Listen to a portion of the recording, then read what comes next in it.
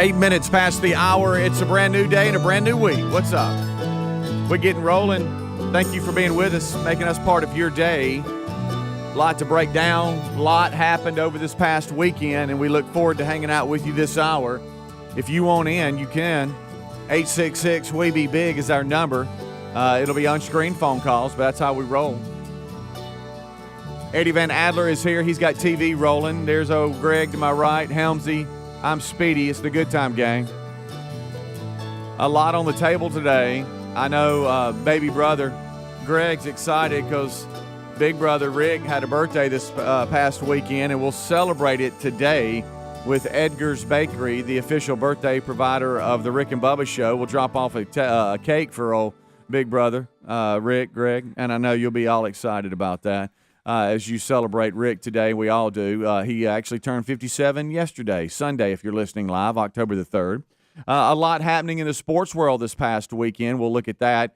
Some things weren't able to even start. They'll be starting today. And we're talking about Talladega Superspeedway. For those of you in the NASCAR world that traveled into the great state of Alabama and you've said, I tell you what I'm going to do. I'm going to call in today and I'm going to stay because yesterday's race was postponed to today. Well, welcome, and thank you so much for hanging out with us today on the Rick and Bubba Show. Wheel of Meat's always in play this early in the week because we know it hadn't spun yet. So we got, as we said, Adler, Greg, Helmsy. It's the Good Time Gang. What's up, guys? How are y'all? Hey, what's happening? What's happening? Bad news for Talladega. Doesn't it look like rain again today? Yeah, there's a lot of rain today. I don't know. Maybe I made that up. Well, no, it is. I know there is right now because I came in, of course, it's early. Start 4:07, quit 4:11. Little house cleaning before we get going, rolling here, kicking it off.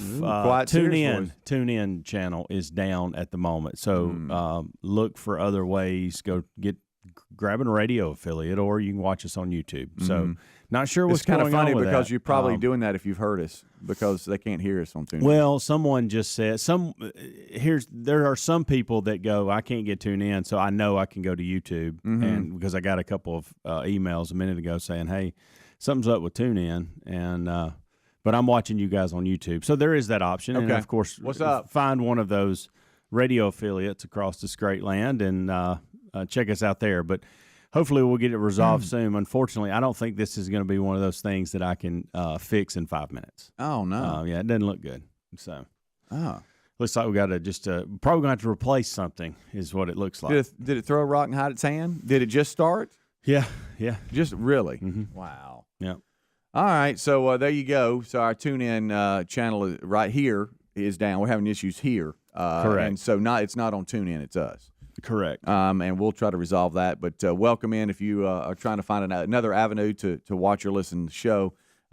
This past weekend, as I mentioned, Talladega, I had a little bit of time yesterday afternoon. I said, okay, I'm going to sit down a little bit, and I'm going to see what we got. Oh, we got the Titans and the Jets. And then on the other channel, we've got a little bit of Cowboys and Panthers. And the Panthers.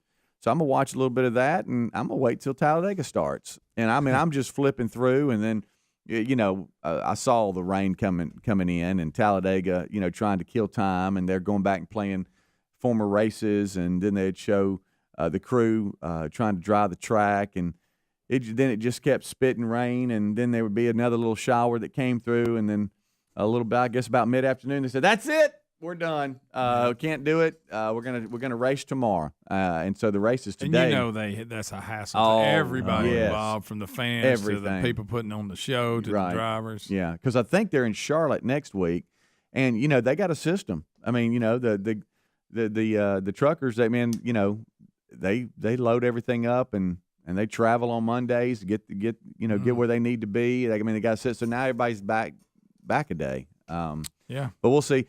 The reason I brought it up, though, is I was so impressed, and I always am. This isn't new. Of all the trucks and all the jet blowers that they've got and everything, the system that they use to dry the track. There was like 20 trucks out there. Oh, it's amazing. And the system they use to try to dry the track and get it ready is something else. Yeah, they got it down pat. They do. It's just the rain would quit falling. They got it. Yeah, if it'll shut down, they'll get it dry. Yeah, and then you've got your diehard NASCAR fans, and then you have fans kind of like me, and that is I don't really follow the series week by week, but some of the more popular races, I'll kind of tune in on that. Watch. And Talladega is one that a lot watch. But so anyway, so that's there for you, and have some friends that actually went to the track, and you feel sorry for them because man, they sit out there for hours, and then they're like, "Gosh Almighty." Well, many of them supposed to be back to work today. Yeah. So how do they approach that? I know. A lot of them called in, I guess. Well, a lot of these people travel from far. Yeah, they do. Mean, Yeah. Some of them it doesn't matter because they just follow the circuit around. But then for others, like you're saying, they're probably missing and having to go to work today or calling in one. Yeah. Some of them probably allow because they go to them a lot. They go, I'm gonna add a day in case I need it. Yeah. So, but. Yeah, it happens. I remember being a kid going there and being disappointed when they get rained out. Yeah. I remember sitting through a few rain outs. Well, we have a lot to talk about from college to NFL. There was a lot. Wow, what a there. wacky weekend! Major League Baseball. Does it get any better than it's actually come down to where the Yankees and the Red Sox play Tuesday? It's in the wild card game. It's really kind of neat how it all played out. But we'll break it all down for you, plus your phone calls. 866-WE-BE-BIG. A lot happening in the old world. Plus, like I said, we got a celebration today. Big brother Rick, 57. 57. My goodness. RickandBubba.com is where you go for all the information. O'Reilly Auto Parts, upcoming events will let you know where Rick will be speaking or staff will be. Check that out at RickandBubba.com. Rick and Bubba.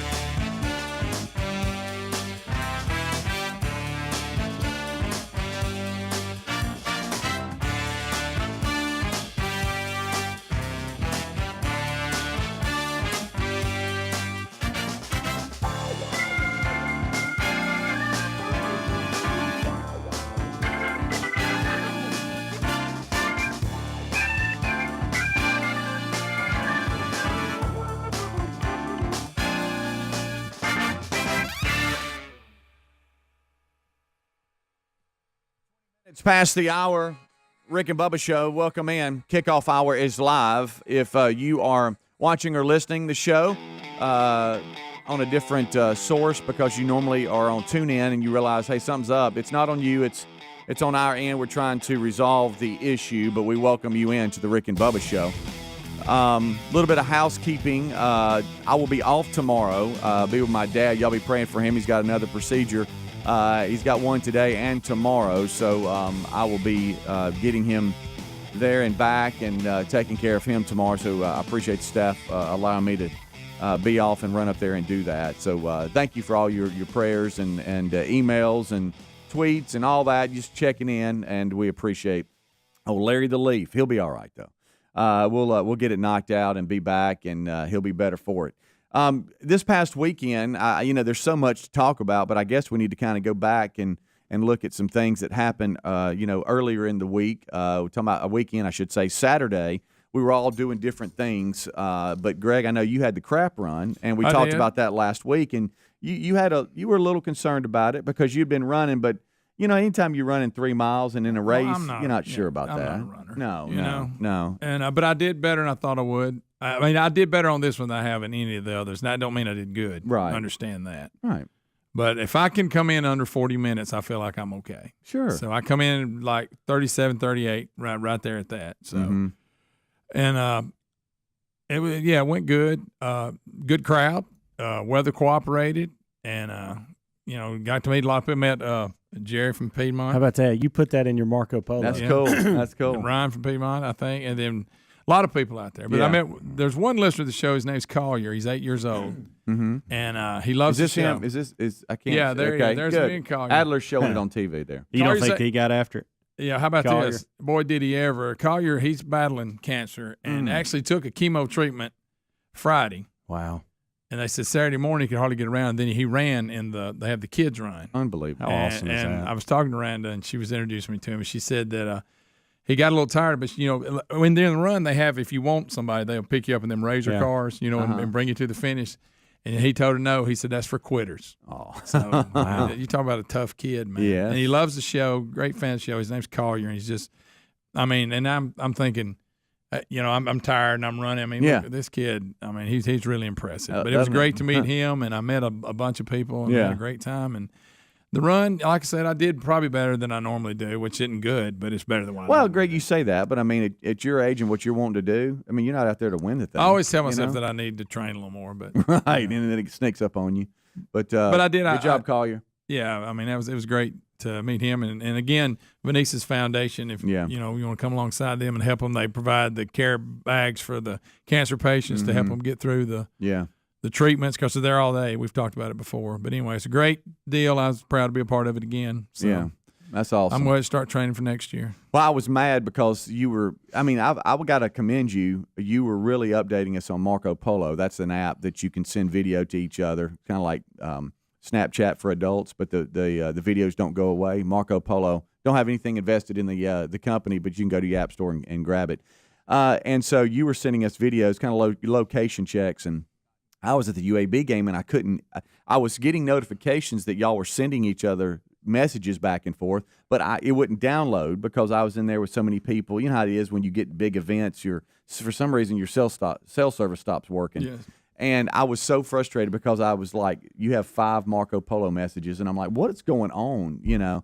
Finally I got them. And it was you pre-race and post-race. Face was red in post-race. Post-race, your face was real red. You're like, well, boys, I did it. I did. Wow.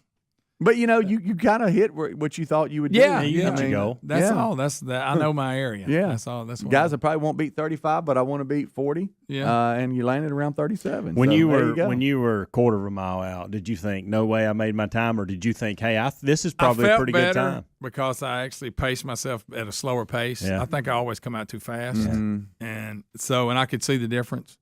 Sometimes you got to go slow to go fast, and as the whole thing, right. Well, I know it's called the crap run, and you explained why last week.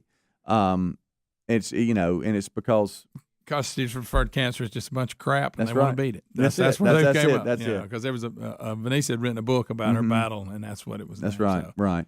But I knew that was one of your concerns going in. But all good there too. So that's good. Yeah, that's good. You got to prepare yourself. Well, you know how you get your a dog to use the bathroom, don't you? Yeah, I'm telling you, man, it's tough. Take him for a walk or run. The first time I ran, that lady that was smoking beat me. But so I've came a long way since then. The lady that stepped on a cigarette when we took off, and I never saw her again. I couldn't catch her. I was like, wow, how about that? So I've actually gotten a little bit. Yeah, not a lot, but I'm not in the elite. But no. I mean. Well, speaking of meeting people and stuff, Saturday night while you're doing that, I'm at the UAB game, and it was Progressive Stadium is downtown, and this has been the big awaited home opener that everybody's been talking about for a year or two, and the stadium's been built and being built, I should say, and so they've hosted Coach Freeze and Liberty University and unfortunately Liberty got the best of them.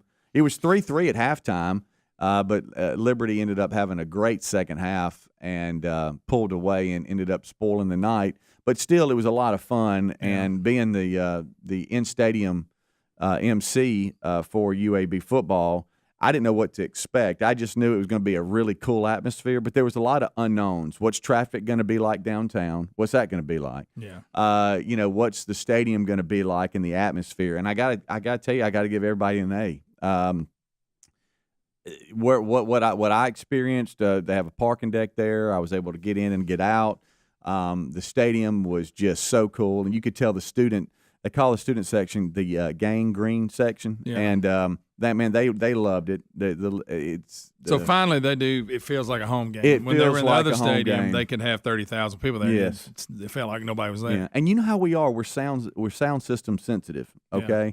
And that sound system, it's just different. If you're used to going to a Legion Field, the old Gray Lady where they were playing, and you move to this, oh my goodness. So it was a really, really cool atmosphere. They got another home game this coming Saturday. I think it's a 2:30 kick against FAU, and so we'll see how that goes. But anyway, I just wanted to tell you that we met a lot of folks throughout the entire stadium that were screaming, "Stay in it!" Did you get them fired up? And pump the crowd up. Saw a lot of former interns that were screaming. There you go. Some that needed baby predictions, and all. They're just all getting older and they're married and got their own families. You talking about feeling old? Yeah, I've been doing it a while. So you got people that were college kids, and now they're You ready for this one? So some have multiple children. We had a guy named Brooks that came in and shadowed the show when he went to Briarwood High School. He came in and shadowed the show, and he was my cameraman in the stadium. Really? Yeah. He's like 27 years old. and he came in as a high school student. And shadowed the show. Days, and it wasn't until about the second hit he goes, I shadowed the show when I was a teenager. I said, what? He said, yeah, I'm grown now and my upper 20s doing other things. But he was hired by the company to do all the in-stadium video. And so I'm assigned a camera guy because of the Jumbotron, and he kind of shoots the video. And he's like, oh, yeah, I shadowed the show. I was like, you are kidding me. But a lot of Rick and Bubba fans that were at the game, screaming, "Stay in it," and all that kind of good stuff, asking about everybody. And I always love whenever we're anywhere, they go, "Where's everybody else?" Hey, like we all travel together. Where's the guys? Like y'all gonna be running around with me. Well, we're all doing our own thing. Yeah.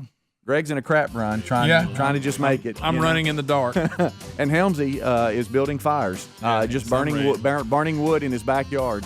Well, anytime you talking about the 16-hour fire? Yeah. Look, anytime you can burn something, don't miss that opportunity. Yeah. Y'all got me home, though, because from the stadium to home, I just watched Marco Polos and listened to them. Amanda even got concerned about the fires. Well, we'll be right back. Stuff to burn. Yeah. Rick and Bubba.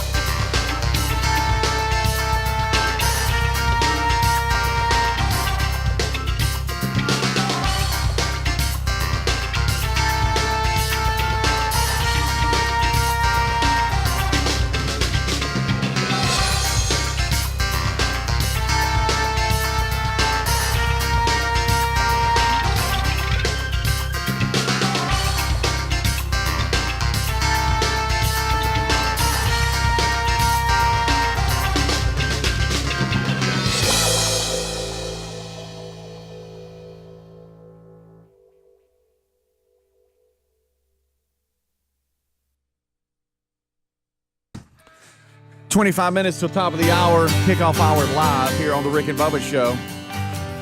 As we roll on back, 866 We Be Big is our number. We're just kind of looking back at a very busy weekend within the staff. Everybody going different ways, but still very active.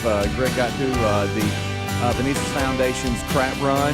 That was an anticipated event for Greg. Sure. We talked about it all last week, and if you'd like to come alongside them, we'll get their show link or link in show notes because they are a great organization that provides a service that unless you've been through chemo or a family member, you don't realize you need because you sit there all day going through the treatments, and they provide little baskets of goodies to help you get through that day, and that's essential to helping you get through something like that. And so Greg was out meeting a lot of folks there, and then I was at the UAB game, and then come Sunday, we were all going different ways, but Helmsy decided, hey, I'm burning wood in the backyard. Did you think about, I know you had a pile of wood there, and I understand that. Did you think about, hey, when it gets cold, I'm going to need wood and saving that? No, I got enough. I got enough for that. Like enough? I've already, so it's weird. So don't use up all you wood. This is a combination of the tree that you and I cut up. Okay. That was at my house. Yeah. And then there was another tree that fell. Yeah. Cut it up. Right. It was a combination of that, and it's all been sitting there. What was that, 2 or 3 years? Yeah.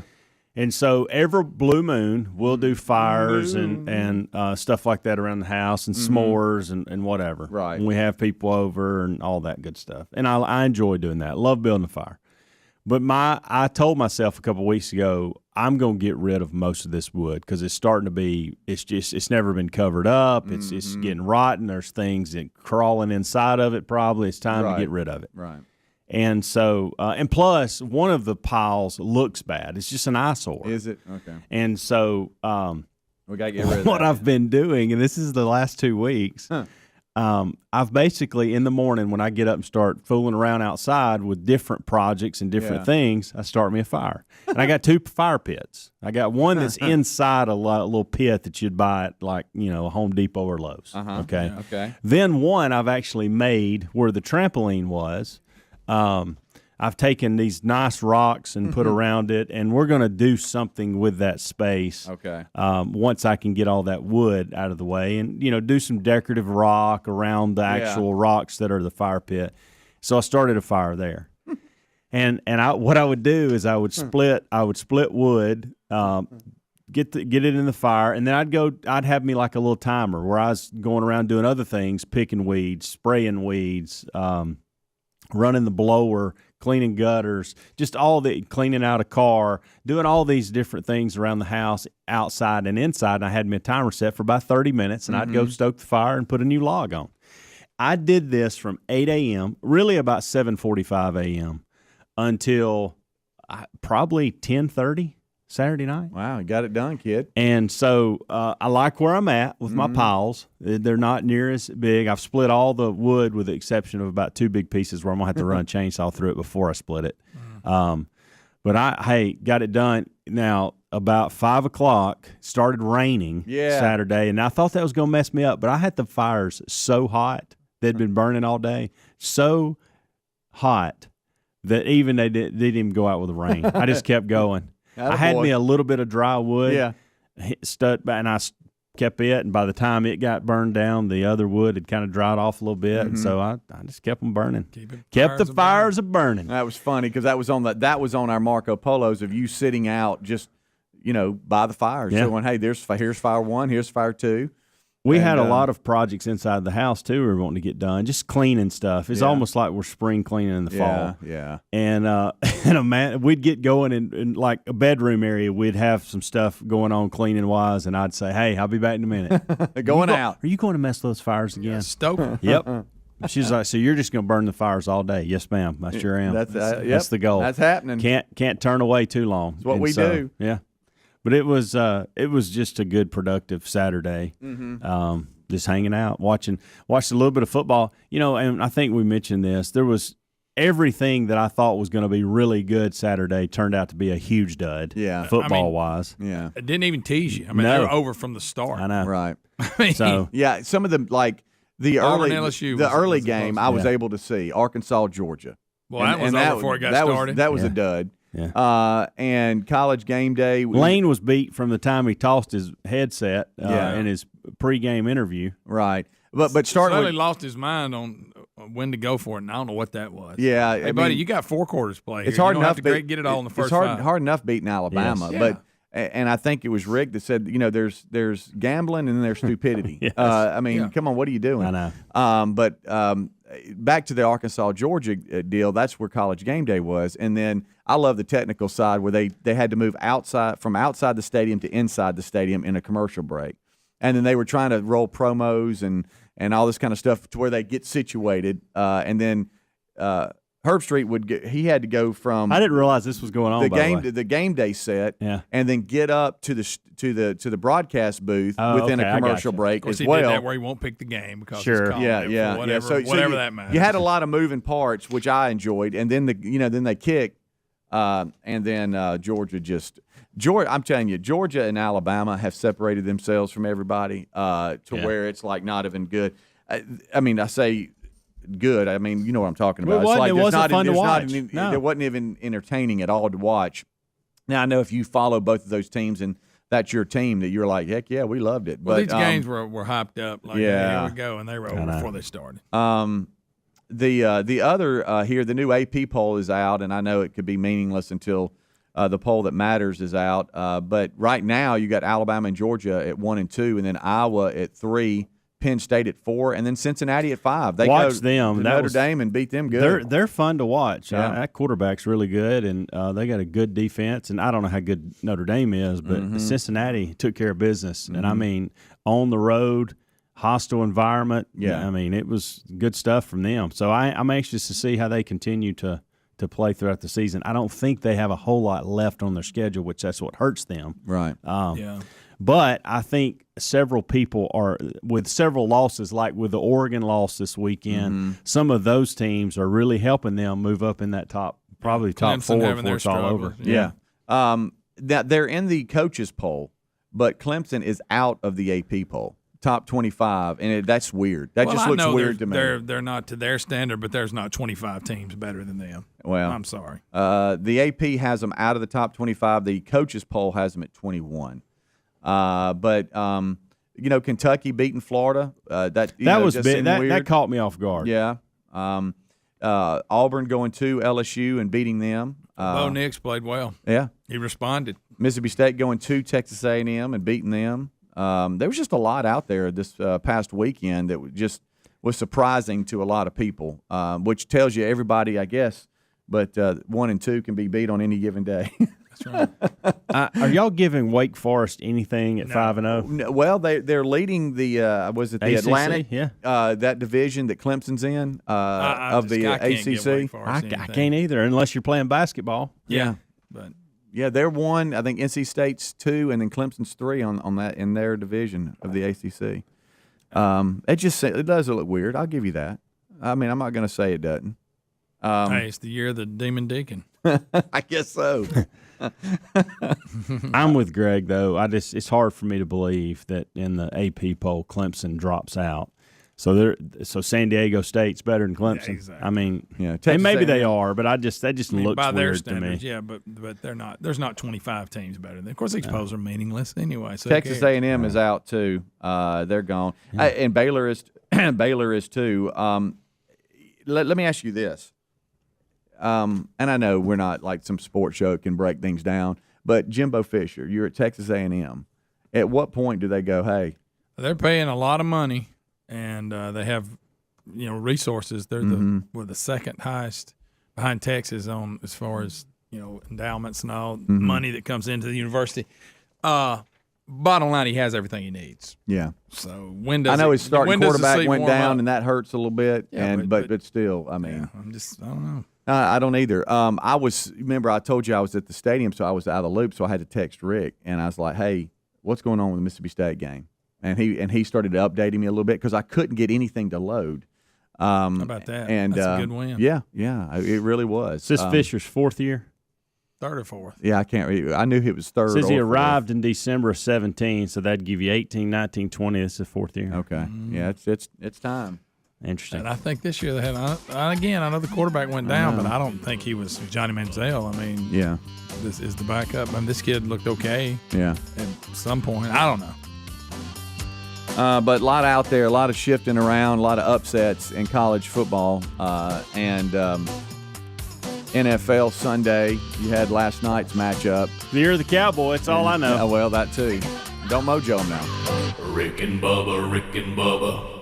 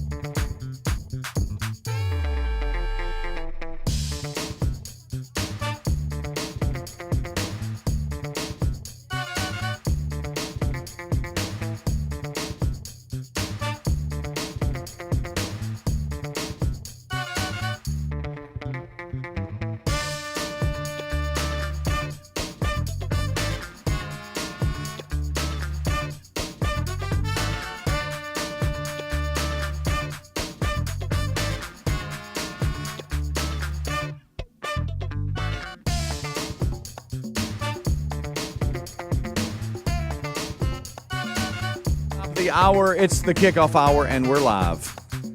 Again, if you are watching or listening to the show and using a different format than normal because you're normally on tune in and you realize something's going on, we are working through that, or we are aware of it, and we thank you for trying to find another way of watching or listening to Rick and Bubba Show. A lot of ways to do that, and it's all there at rickandbubba.com. This portion of the show brought to you by mypillow.com. You know, the MyPillow team has just added bathrobes and sleepwear and quilts to their ever-growing product lineup in an array of great colors and styles that are made right here in the USA. And they're made 100% cotton as well. So check them out at mypillow.com. Make sure you click on the radio listener square and then use promo code Bubba to unlock some great savings. You're going to save 30%. That same promo code will also get you MyPillow slippers in whatever size, style, or color you want at 50% off. The Giza Dream Sheets are also 50% off, and their premium bed pillows are just $29.98, a $40 savings. So the lowest price ever on that. Plus, there's a terrific My Store at mypillow.com with literally hundreds of other products on sale right now. All you have to do to unlock those savings is use special promo code Bubba, and that's going to get you all these super savings on everything you buy. Remember, too, at mypillow.com, the MyPillow products come with a 60-day money-back guarantee and warranty. So go to mypillow.com. You're going to click on radio listeners first, that little square, then use promo code Bubba and enjoy the savings. You can also find a link at rickandbubba.com under the sponsors button. All right, so we're trying to work through the tune-in deal, and a lot of you, that are with terrestrial radio, and we love all the producers and program directors and stations that carry the Rick and Bubba Show, but some people are out of market and they have to use the TuneIn app, and it's down right now. Hopefully we'll be back up at some point, but YouTube is an option. There's other great avenues as well, and so good luck with that today. Realistic expectations probably will not be back up until tomorrow. I'm just looking. It's probably some kind of motherboard issue. Oh, watch your mouth, buddy. Anytime you say motherboard, even I know that. I know that's not good. Yeah, and we're going to probably either have to rebuild a PC Stupid motherboard. Or may have one that's could get here sooner, but I'm working through that. So it's not going to be the typical 10 or 15. Hey, TuneIn's down or TuneIn's playing the wrong stuff. It's going to be a little longer. So my day has completely changed. You got to love that. I'm sorry, buddy. Well, no, it's part of it. That's I mean, that's why we're here. Well, you don't like to walk into a Monday and one of your main PCs, or is down. You don't want that. Yeah, who wants that? You know what we got caught thinking we could have something. I know. And that was our first mistake. Yeah, thinking that we could have something on a Monday, and everybody knows the Gremlins come in over the weekend. They do. I don't know. I wish I could catch them on some type of security camera, but they come out on the weekends and they break stuff. I don't know why, because we leave on Friday and it works, and come back on Monday and it doesn't. So today, as I hop around a little bit for you guys, National Taco Day today. Oh, I love a good taco. Who doesn't like a good taco? I really like tacos. There it is. Yeah, I know. Been getting them for breakfast here lately. The place we go. Yeah. They're really good.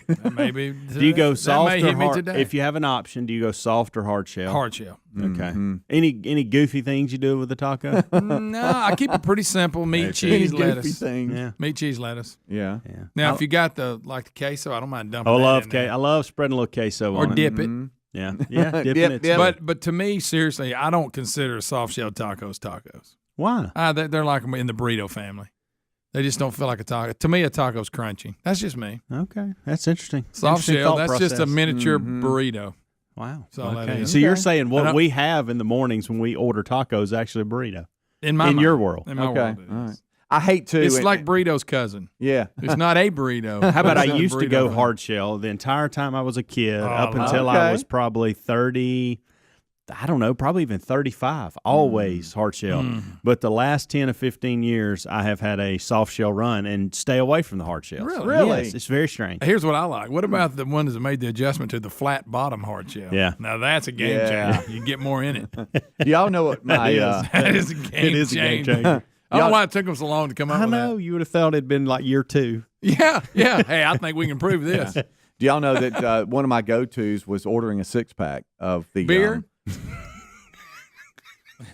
of the hard shell tacos from Taco Bell. Oh yeah, they come in a little box. Yeah, you eat every one of them. I'll take a 6-pack. I'm gonna eat them all, and I want some nachos. Yeah, give me y'all mild mild soft shell, even though it don't count as a taco. Are y'all mild or hot sauce? Oh, hot. Hot. I go fire. Fire it up. If it's an option, in that world. Look at me, I got a beard. What's that got to do with anything? Well, just make sure you eat tacos. Yeah. What I'll do if I'm going to that particular place, I go one hot, one fire. Okay. 2 packs. Yeah, good little That's what I mix. do. Yeah. Okay. I'll even throw a medium in there. I ain't scared. Yeah. But I like a good hot sauce I do too. on a taco, no matter where you go. Right.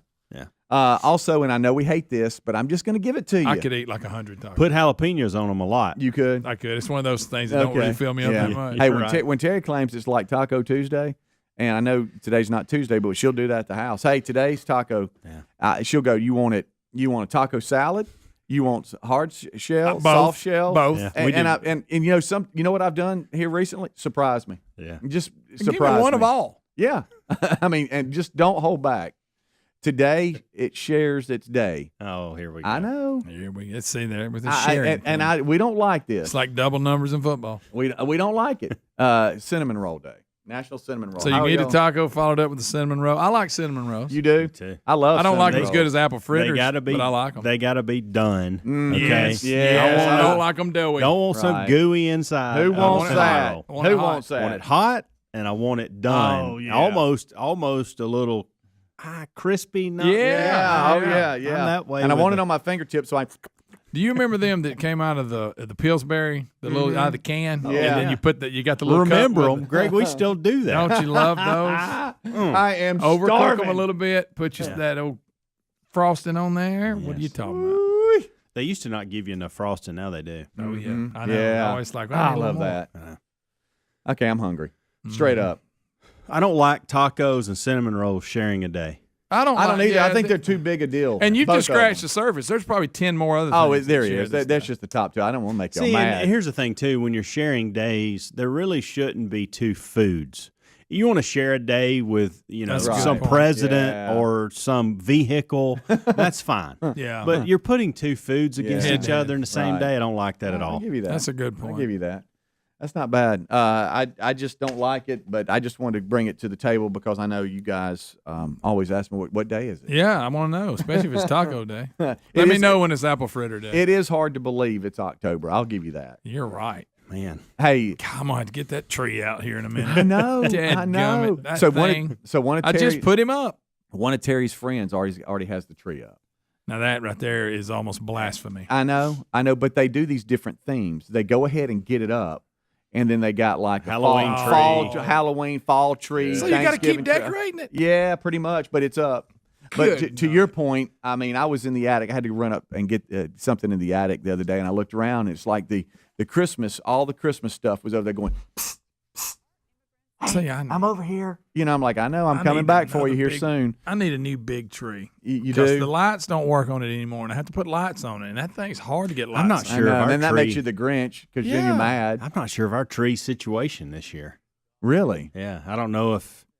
Would I you don't get one know. of them moods and throw it out? I can't wait till you have that. No, they're up there. Can't wait till you have Coco the puppy going to the How about tree, that? getting the ornaments at the Take bottom. a Different dump ball. under it. Different ball game Yeah. this year. Hunker down Thanks, underneath. Greg. Be right back. Merry Christmas. Rick and Bubba, Rick and Bubba.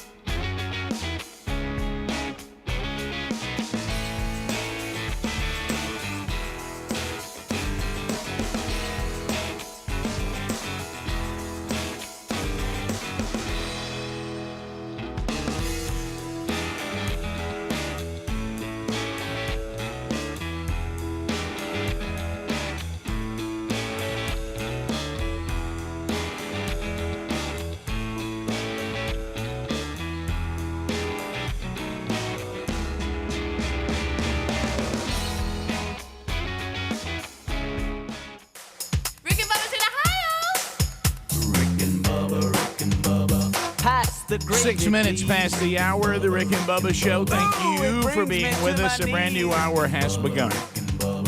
We start this hour with the national anthem.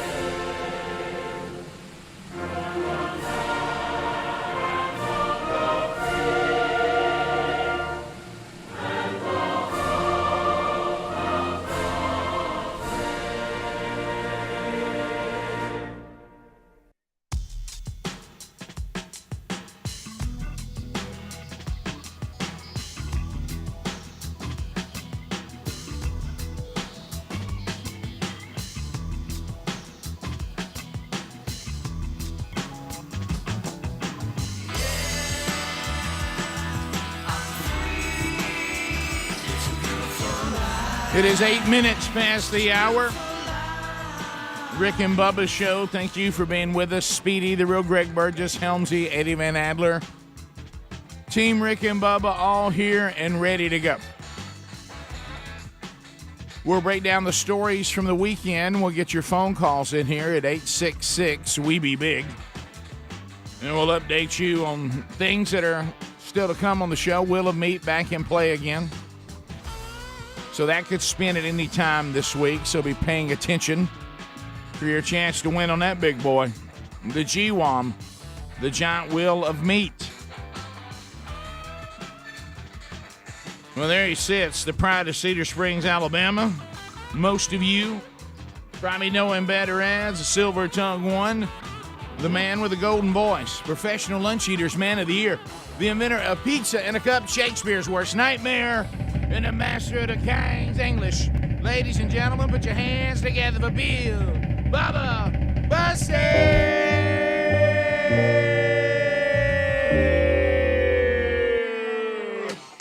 Howdy, Bubba. How about it, Rick Burgess? Friends, neighbors, and associates everywhere, welcome to the Rick and Bubba Extravaganza. Happy birthday, Rick. They don't want to celebrate. Yeah. This thing just changed to a new song without doing anything. They must be in charge of the tune now. I mean, how about it just switch to the next song in line? We'll take it, though. I just want to celebrate another day of living. Somebody say it. I just want to celebrate another day of Let's do a little celebrating. In the people.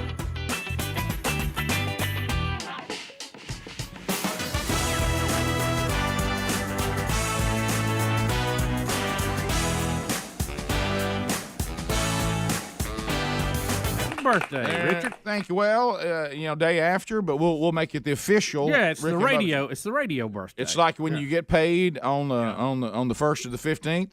If it falls on Saturday, you get your check on Friday. If it falls on Sunday, you get it on Monday. There you go. So birthdays. We follow the paycheck rule here. Yeah, on birthdays. Yesterday, 57 years old. How about it, 5'7"? Mine's 57. That's what you can almost reach out and touch. That'd be 06. 060. Yeah. Easy to get within arms. Just 60. So had a great weekend. Got to go see Mom and Dad. 2 of my kids got home. Got to spend some time with them.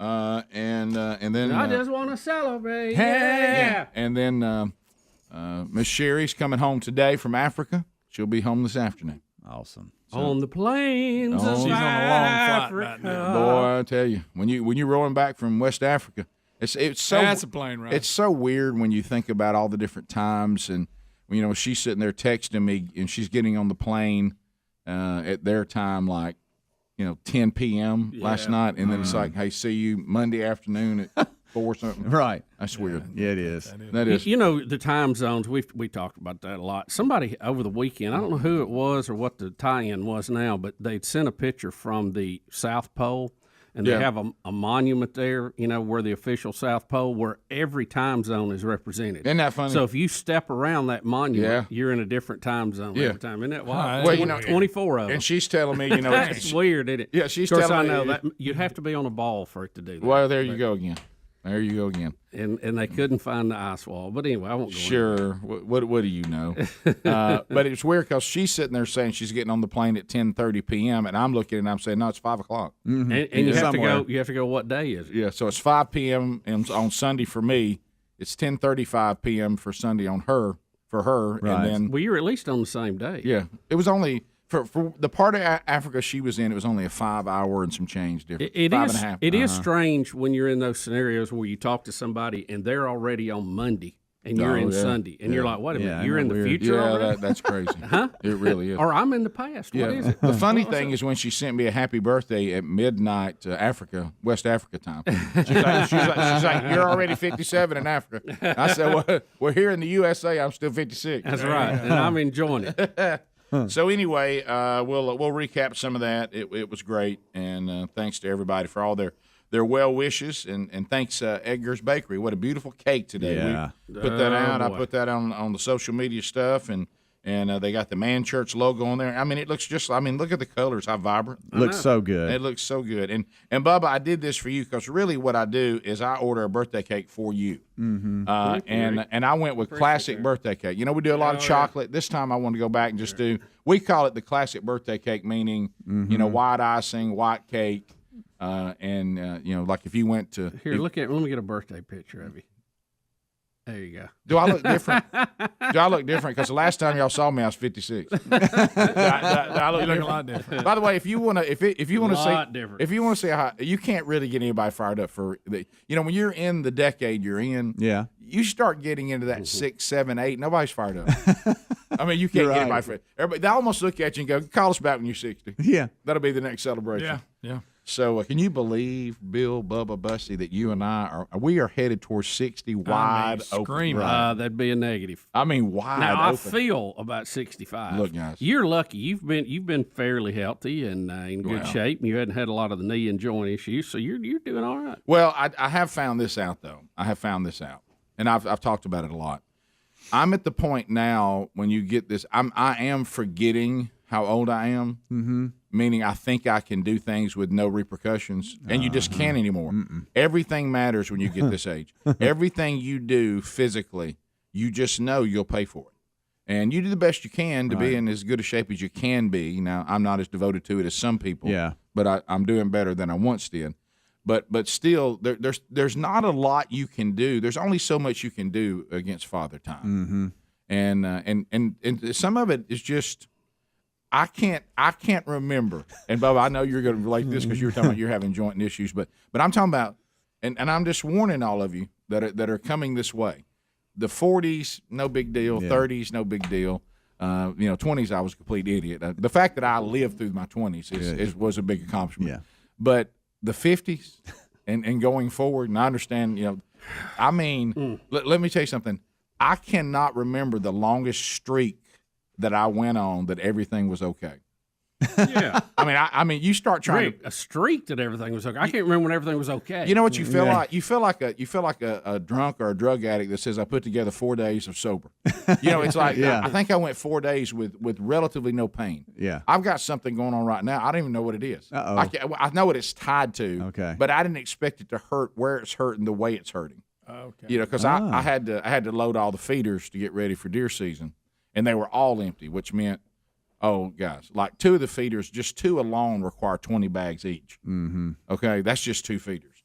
And so I probably grabbed 40-pound bag of feed probably 60 of them. Oh yeah. You know what I mean? And hey, lower back, hamstrings. Look, and just this. I wouldn't be able to get out of the house. Look, and this. Hey. And I knew when I was doing it because I was 57. You know, and I had my cut man. You know, that would cut the top. But I'm the guy who lays it up on top of the feeder. Cut. Boom, boom, boom, boom. And I knew it. And all of a sudden, I was sitting there on Saturday, and I thought, hey, you know what? Yeah. Because I did it on Friday. I was like, you know what? And I made that mistake. Oh, really? You know what? You know what I said? See, this is why it's good to work out. And then all of a sudden, it was like somebody came up behind me with an ice pick and hit me right between the shoulders. Yeah. I mean, and they hit me with the tip of it just right between my shoulders. And you know how sometimes when you move and it hurts so bad, it's like an electric shock. You holler, don't let this hurt any longer. Right. So it's not really a soreness. I got some little bone and nerve or something in there that if I move the wrong way, it's like somebody's hitting me with an ice pick. We'll be right back. Rick and Bubba, Rick and Bubba.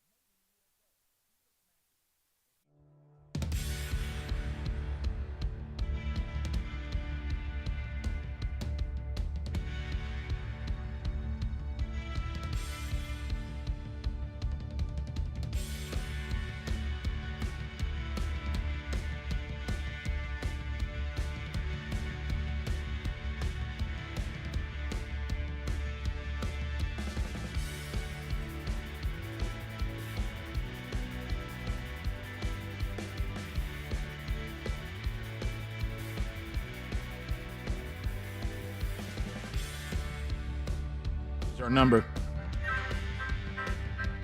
All right, so Bubba, as we come back, Edgar's Bakery has put together a fantastic cake today. Thank you. And this one I decided to go old school this year. We're going back to your basic, what we call your basic birthday cake. That's white icing with white cake. And they put the Man Church logo on it from themanchurch.com, which is fantastic. And it looks beautiful. So thank you, Edgar's Bakery, for this. So we'll now celebrate my 57th birthday. How about that? And the boy, I think, look at that right there. That's good. Man. Happy birthday to you. Mm-hmm. Happy birthday Thank you, boys. to you. Thank you, boys. Happy birthday, dear Rick. Happy birthday to you. Right You're there. growing old. Yes. You got gray hair. You smell like a skunk. My mom and dad Saturday my mom and dad All said from Cousin Cliff. They said Saturday they realized that now I've gotten so old, any joke that they would do to try to make them younger would mean something illegal happened. Yes. Yeah. You know, it's so they're like, we can't even do that anymore. Yeah. I mean, you've gotten so old now, we can't even play games about when we had you and all that. So anyway, 57. 57 years I'm old. 5'7". 5'7". I'm 57. And it was funny watching some of the kids. Everybody always rushes to get the first birthday wish in, and they really got on Blake bad. And Blake's pretty good about this. He's just sitting there cutting up, doing all kinds of group text stuff later on. And then finally, as if they had waited long enough, they thought it was too late.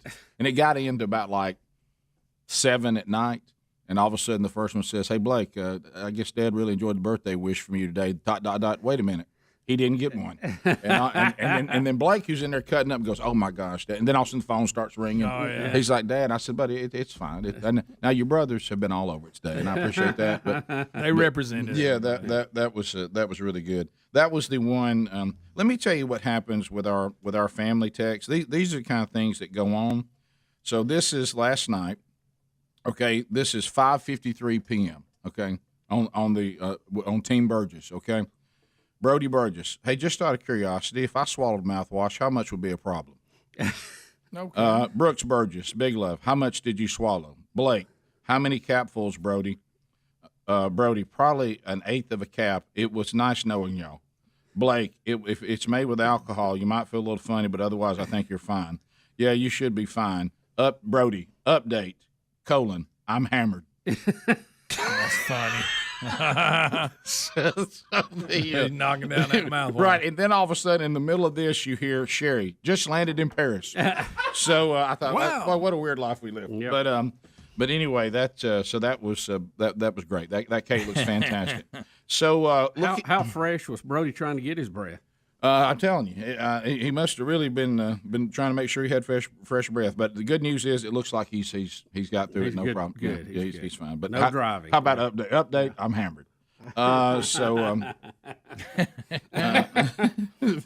Why was he drinking mouthwash? I think it sounds like to me he went to do the gargle and he swallowed it. Yeah, gargles and he swallowed. What about when that's how it starts? Just out of curiosity, how much if you swallow mouthwash, what's the big deal? If it's one of them alcohol based, it'll burn. Yeah. Oh yeah. Well, look, if you don't watch it, those that have issues, they'll say, "Hey, no problem. I got mouthwash." Yeah.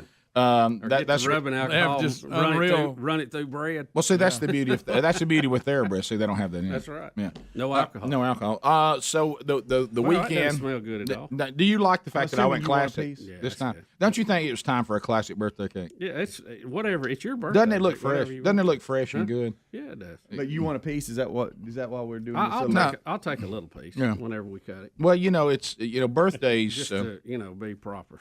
Pretty funny text here, and got some of the stuff that all of you, the audience, sent over the weekend. Very funny and very thankful.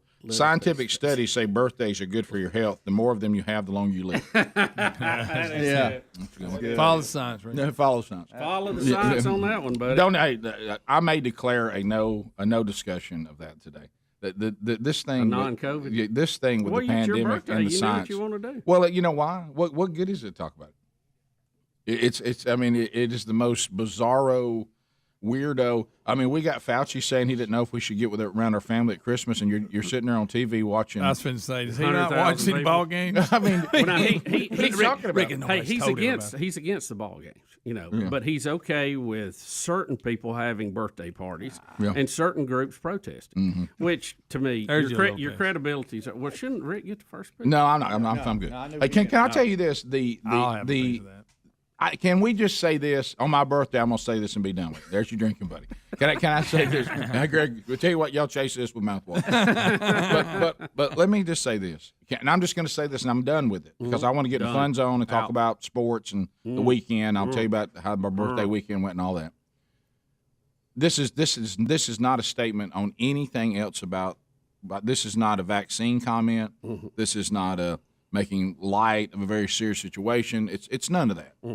This is a simple statement that I think no matter what your view is on anything, we can all say, Dr. Fauci has no credibility.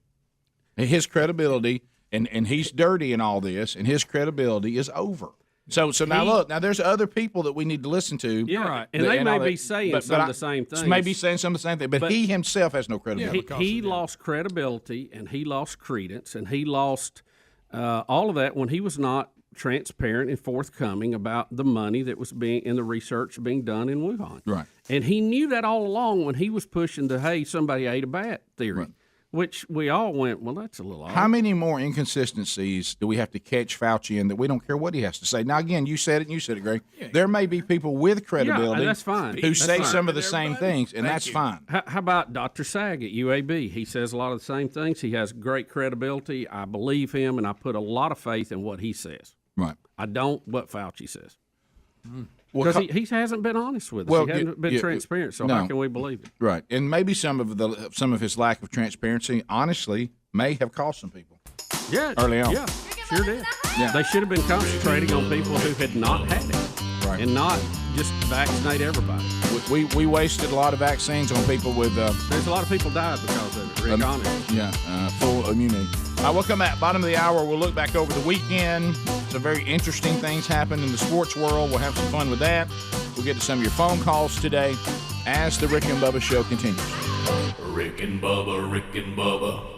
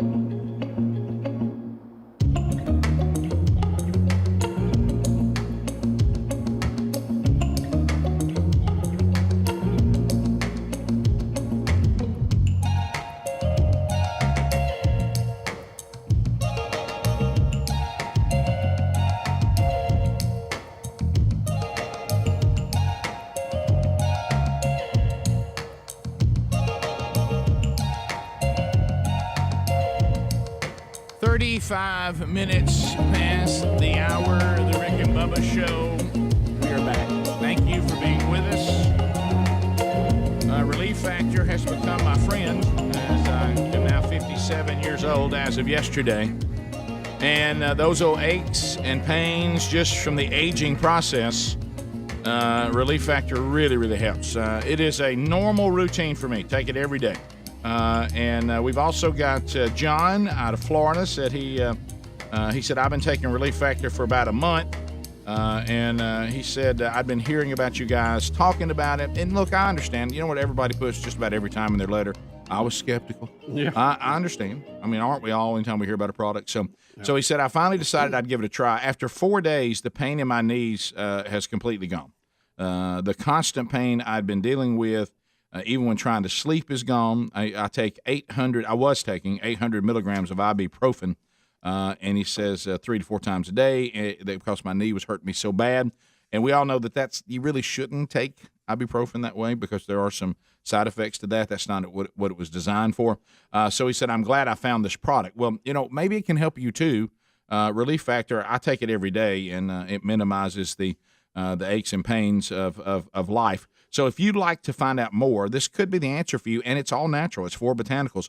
ReliefFactor.com. Become pain-free for only $19.95. They get you 3 weeks of it. You'll know by then whether this works for you, and hopefully you'll be like most people, and like John in Florida, it'll do the trick, and it'll do it naturally.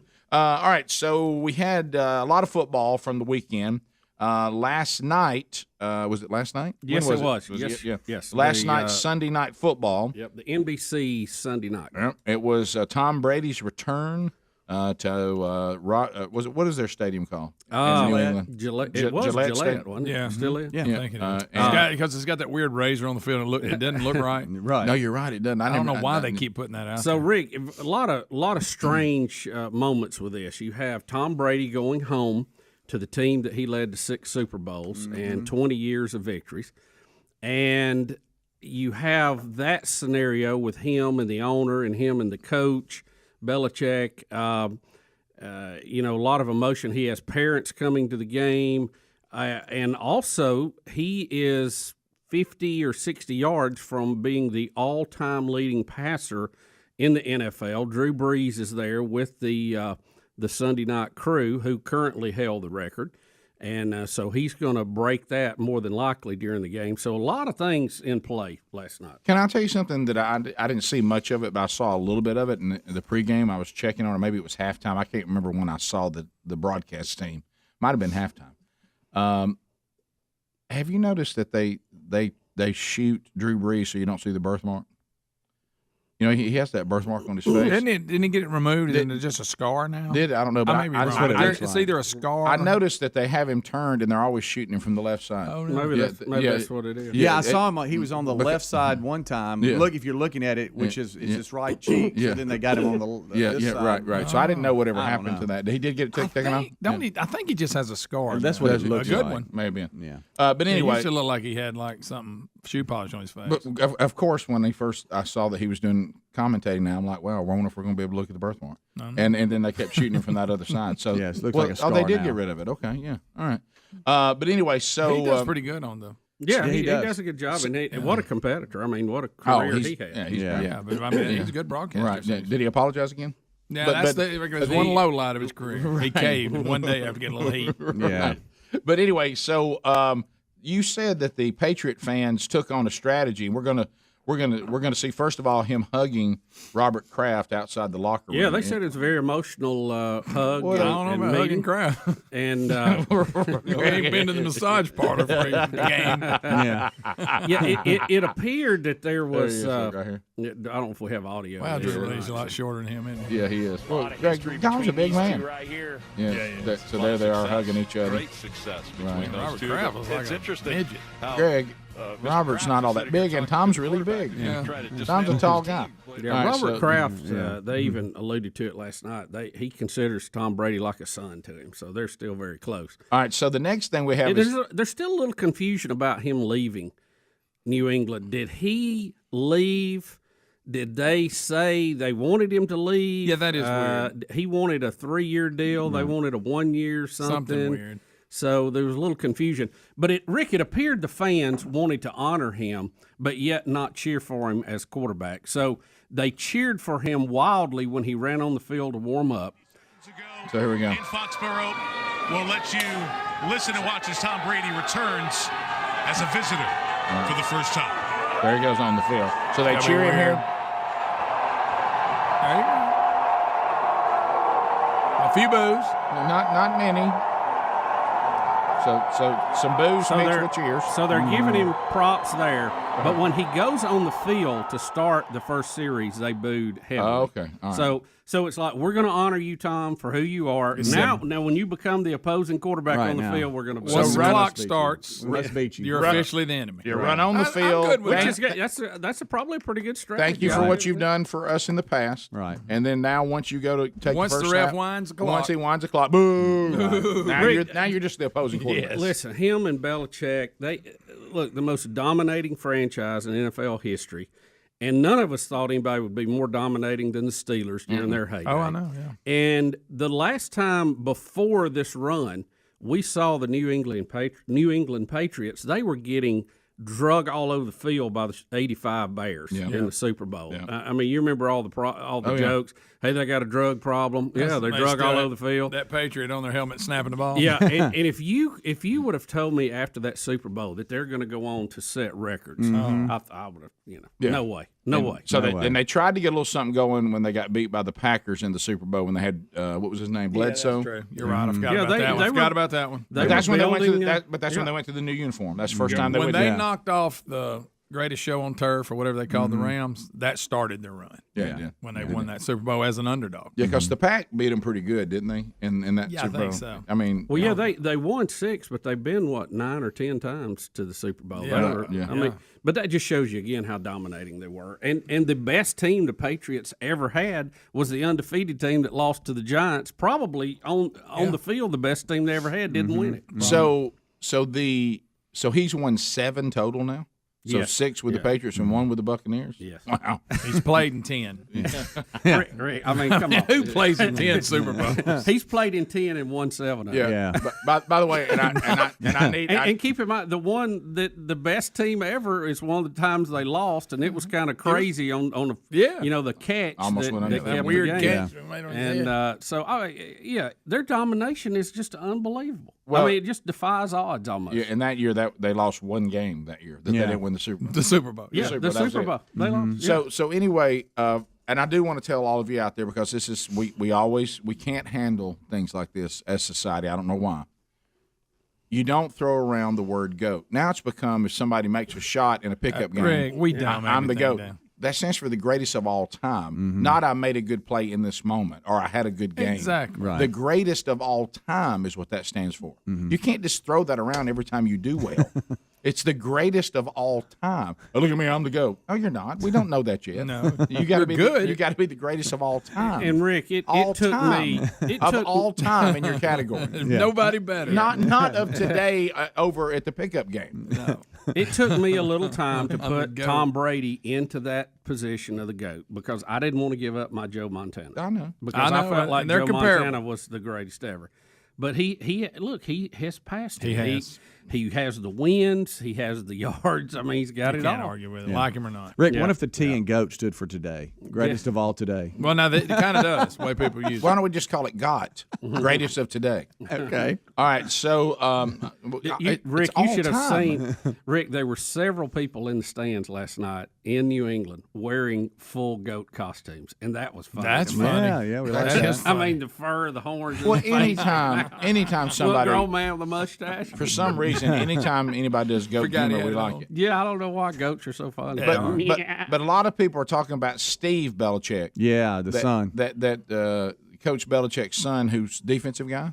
Yes, and he's got that job the same reason I got one. And John Gruden, who plays tonight Monday Night Football, he's known for his facial expressions. Yeah. Well, so is Steve apparently, because he did this weird tongue thing. Like, my goodness, what in the world is that? He would call a play, and while the play is developing, this is what he would do.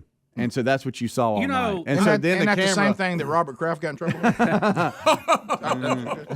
I know. Must be some dude friend, Ed, birthday boy. I've come out of the gate. Birthday boy.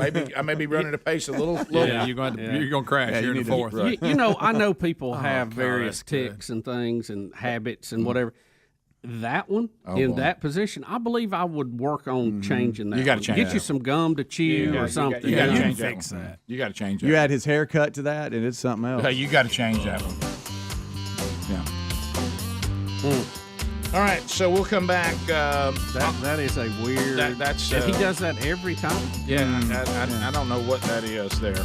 I bet he goes through a lot of chapstick. It makes me very uncomfortable. Especially if their work's so cold. I don't think he can do that a lot. 15 minutes to the top of the hour. We'll be right back. Rick and Bubba, Rick and Bubba.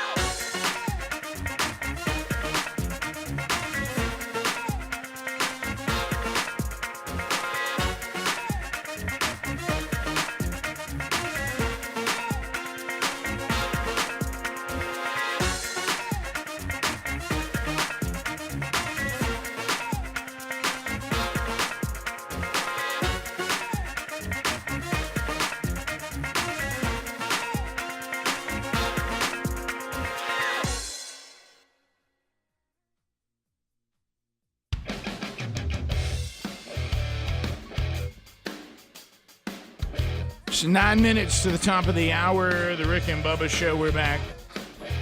866 we be big is our number, and we'll continue to work through this. I know every time I do this on the air, it feels odd because if the way you get the show is through our TuneIn station, and that's the only way you get it, and it's not working, and you don't hear me telling you what the other options are. But I put it out on social media. I think we have too. So if you have found your way here some other way through an affiliate, or you're watching us on YouTube and you normally don't, because you're a TuneIn person, the TuneIn app issue is on our end. We have equipment here that has failed and has gotten old and run down and needs to be replaced. So so if you are know how to use the TuneIn app, you can really go to the WZZK, the flagship station out of Birmingham. They also have a TuneIn option, or iHeartRadio. A lot of our affiliates on iHeart too. So there's other app options by going through the affiliates and their options if you would like to do that. So anyway, and of course there's the YouTube option. There's just your straight up terrestrial radio if you can find a station in your market. But if you're a TuneIn person, you probably don't have a station. But anyway, and there's also podcast archives that'll happen not live, but later today to catch the show that you missed. So there's all your options. You can find all those at rickandbubba.com.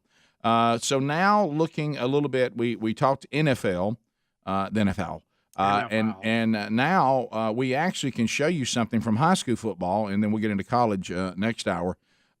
So Greg's son, my nephew, coaches a high school called Thompson High School. He's on the staff there. Out of Birmingham. He's now DBs, is that right? Yeah. Defensive backs? Something like that. Yeah. Linebackers. Yeah. This is where you try to make sure we can say he's not the head coach. He coaches on the defense. Yes. He coaches on the defense. Yeah, as all Burgesses do. So anyway, so Thompson is a dominant team. They won the state championship last year, and they played for it. How many times have they? They've played for it 3 years in a row. Won it 2 out of 3. 2 out of 3, and they're undefeated now. They were in a game Friday night, and something happened in the game. Mm-hmm. Video 2 here, Adler, and this made it on ESPN and everything else. So. Here's the play. You see the Downs takes his time, takes the snap, back to pass, rushed. It hits the umpire's intercepted on the left side. That's a defensive lineman. That's a defensive lineman running. To the 5, touchdown. Peter Woods takes it in. No flags. It hit the official, bounced straight to Peter Woods. We'll take it any way we can get it. Touchdown, Thompson. So that made ESPN. Yeah. I was sitting there. I thought, I didn't know that you could bounce one off the ref and the ball still be live, but then, it went right off of him. Yeah, I guess like in baseball, the referee or the umpire is live. He's part of the field. They call him part of the field. That's like bouncing off a player. Right. And you see that the receiver is trying to, sometimes the receiver's in the area right behind him. You see how sometimes they'll try to use the referee as a pick. Yeah. Or the umpire on one of the officials, and that stands behind the defense, and right up in the air it went. Yeah. That's the reason you can use them as a pick. They're part of the field. And that's whole Big 11 that got it. Yeah, he's a junior, and he's like number 3 player in the nation for his senior. Next year will be a senior. Yeah, not the number 3 like D lineman. No, he's in all top overall. 5. Number 3 recruit in the nation, Peter Woods. Did you see him run when he got it? This is a defensive lineman. Watch him dig. Mm-hmm. Watch him go off and leave everybody. There he goes. I mean, he's digging. Now, he was hurt last year, wasn't he? Yeah, he got hurt early. Yeah. I'm just glad he held the ball going into the end zone. Right. I know. And did you see the South Carolina game? And that's happened before, and I don't understand how that happens. I mean, how do you do that? Right. That's trying to be sharp. Sure, trying to be sharp. Of course. So anyway, so that. That's funny that made ESPN. Oh yeah. Well, and the team they're playing is the team that my oldest son played for back in the early 2000s. And I got to tell you something. He wasn't thrilled to see his team in blue on blue. He didn't like the solid blue? Mm-mm. So they had a lot of tradition there with uniform. Oh, yeah. He didn't like it. Former players. The former players, they're going to stick with theirs. I know. Yeah. Oh, yeah. I asked him, I said, how you feel about the Vestavian blue on blue? He goes, I don't like it. He goes, what's next? We're going to take the red helmet out? Rick, it took me years to get used to that O on Oxford's helmet. I know. Well, where you get old school, you don't like the tradition. We don't like change. Yeah, and and that was one of those schools too that the uniform didn't change in like 40 some years. Yeah. I mean, no variation on it whatsoever. And so did Thompson squeak by, Greg? What was the score?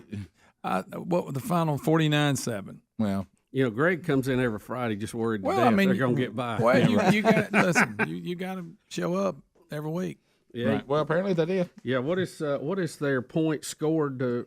Oh, Bubba. It was in the tweets. 300 and They're something. over 3 and they've give up. I think they gave up a touchdown Friday night, so that puts them total for the year at about 19 points. Yeah. Maybe. Can I tell you what's funny, Bubba? So they scored 300 something and give up 19. Here, I'll give you Why did they get by? I'll give you the number because when they put what sports bunch put this out on Twitter, they actually listed that 310. Yeah, 310 to 12. Yeah, At that time, yeah. At that time, Right. So you add another 49 to that. Listen to this. 350 to 19, somewhere in that area. But they got some games left. Oh, I know. Look at him. But I'm serious. We're just talking about what Greg, happened. you're not on the staff. You don't have to have coach speak. I'm just telling you. Taylor could say Shout that. out to There's Coach good Freeman. teams left.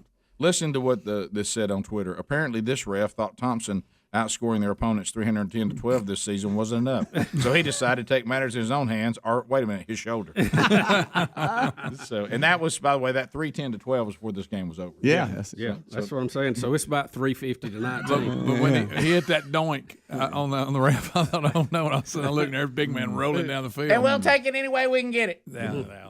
Hey. Greg, what? I know. Hey. No, that's high school football at its finest. Rick, tell Greg he's not a coach. It doesn't matter what he Listen, says. you got there's some teams left. We can on talk the about what's schedule. happened. You can worry about, but then there's some teams left on the schedule. I feel like Coach Burgess is trying to scare me about Livingston right now. I'm just telling you, y'all know it.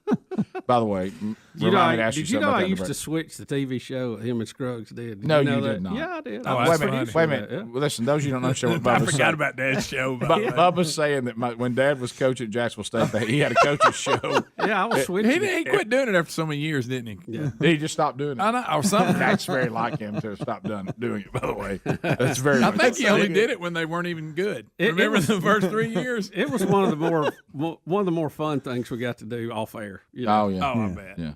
Well, let me tell you something. You remember when Rick Bragg came on here, the Pulitzer Prize winning author, and he said that to Rick this Bragg. day he was so terrified of our dad as a sports writer. He goes, I tell you, I still think about it now. It still bothers me. He was my first interview. Y'all remember that? Oh, yeah. On the square at Jacksonville. I was nervous. Yeah, he but was you- nervous. Speedy. college boy. But you picked a good. You picked a good time. If you're ever going to interview Dad, interview him after a national championship win. Yeah, that's a good time. Well, that was during the season. I interviewed him after the win too, but that was okay. during the season. That was like my first. He comes out with During that high the hat season? on. He had to come to the square, and we were live on the college station. Hey, 92 Let me tell you when you don't want. I was nervous. Let me tell you when you don't want to interview them if they're playing a terrible team and they're highly favored. Yeah. Oh, yes. That's the worst. You don't want any part. But it was funny when Coach had always tried to scare us about the team coming up. Oh, yeah. I'm like, Coach, y'all won a bunch of games here the last few years. Sure. And, Yeah. You know, Livingston's struggling. I'm just not as scared of that. I know you got to say that. Oh, they hate that kind of stuff. Oh, I know. You mean Rat Boys? Top of the hour, we'll be back. More of the Rick and Bubba Show coming up. Our number 866 We Be Big. Rick and Bubba, Rick and Bubba.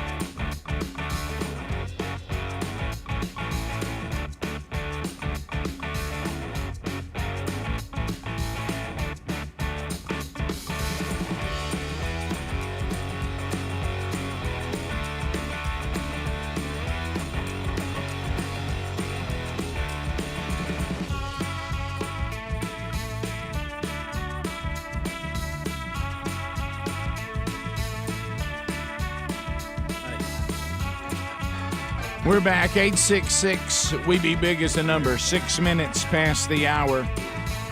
Thank you for being with us. Speedy, the real Greg Burgess, Helmsy, Eddie Van Adler, the gang, all here today. And welcome back for a brand new hour. There's Bill Bubba Bussey. Rick, glad to be here. Thank all of you for joining us. What a wonderful time we live in, Rick, even with everything going on. Hey, we're so far ahead of the game and so thankful today that we're here and you're there.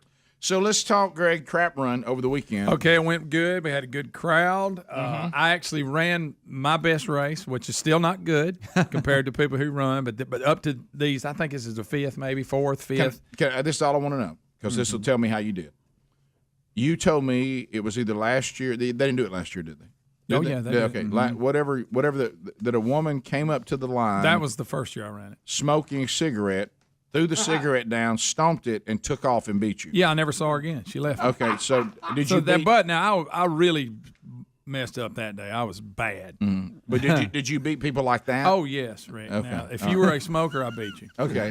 All right. But I actually see what I did. I was listening to the Dale Jr. download the other day. You know, and he was talking about he'll do that. They were talking about racing, and a lot of times he's talking about one time. I think it was Bristol. His dad Didn't showed expect him, to hear that today. You got to go slow to go fast sometimes. Right. If you look for the whole lap. Well, I got to thinking my problem had been I was coming out too hot. Yeah. And then by midway, I was just gassed.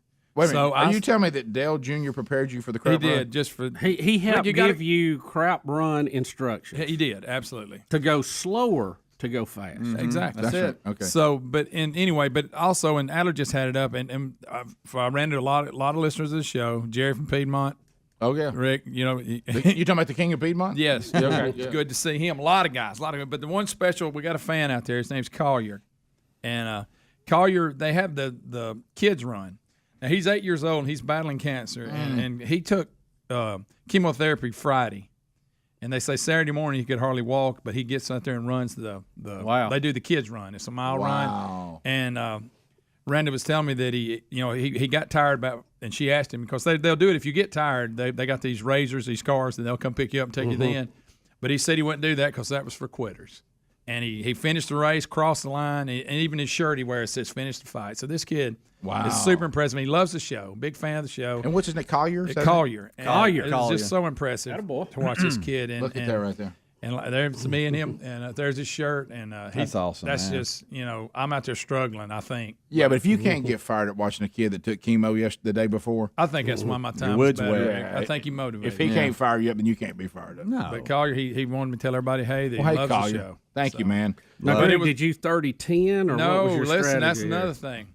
I actually ran. Majority of the time, I'll get to a point where I'm 30-10, and if people don't know what that is, I run 30 seconds and walk 10 or steps. Yeah, steps. 30 steps. That was the thing I came up with. Did you train 30-10 this year? No, I've moved past that, Rick. Okay. So I actually, again, because of you got to go slow to go fast. I had Dale a steady, Jr. taught yeah, you. the only time I bet I ran. If I walked, it was when they handed me water, because it's hard to drink water while you're running. Mm-hmm. And I never walked for more than a minute. I mean, it was less than a minute, and I'm back running. Did you? So I bet I ran 98% of it. Okay. And which I've never come close to that. And you've tried to break your record. Did you break the record? I tried. I don't remember personal what I think my goal. I told Speedy. I said if I can run under 40 minutes, I'm fine. I come in 37-38 right there. Okay. So That's good.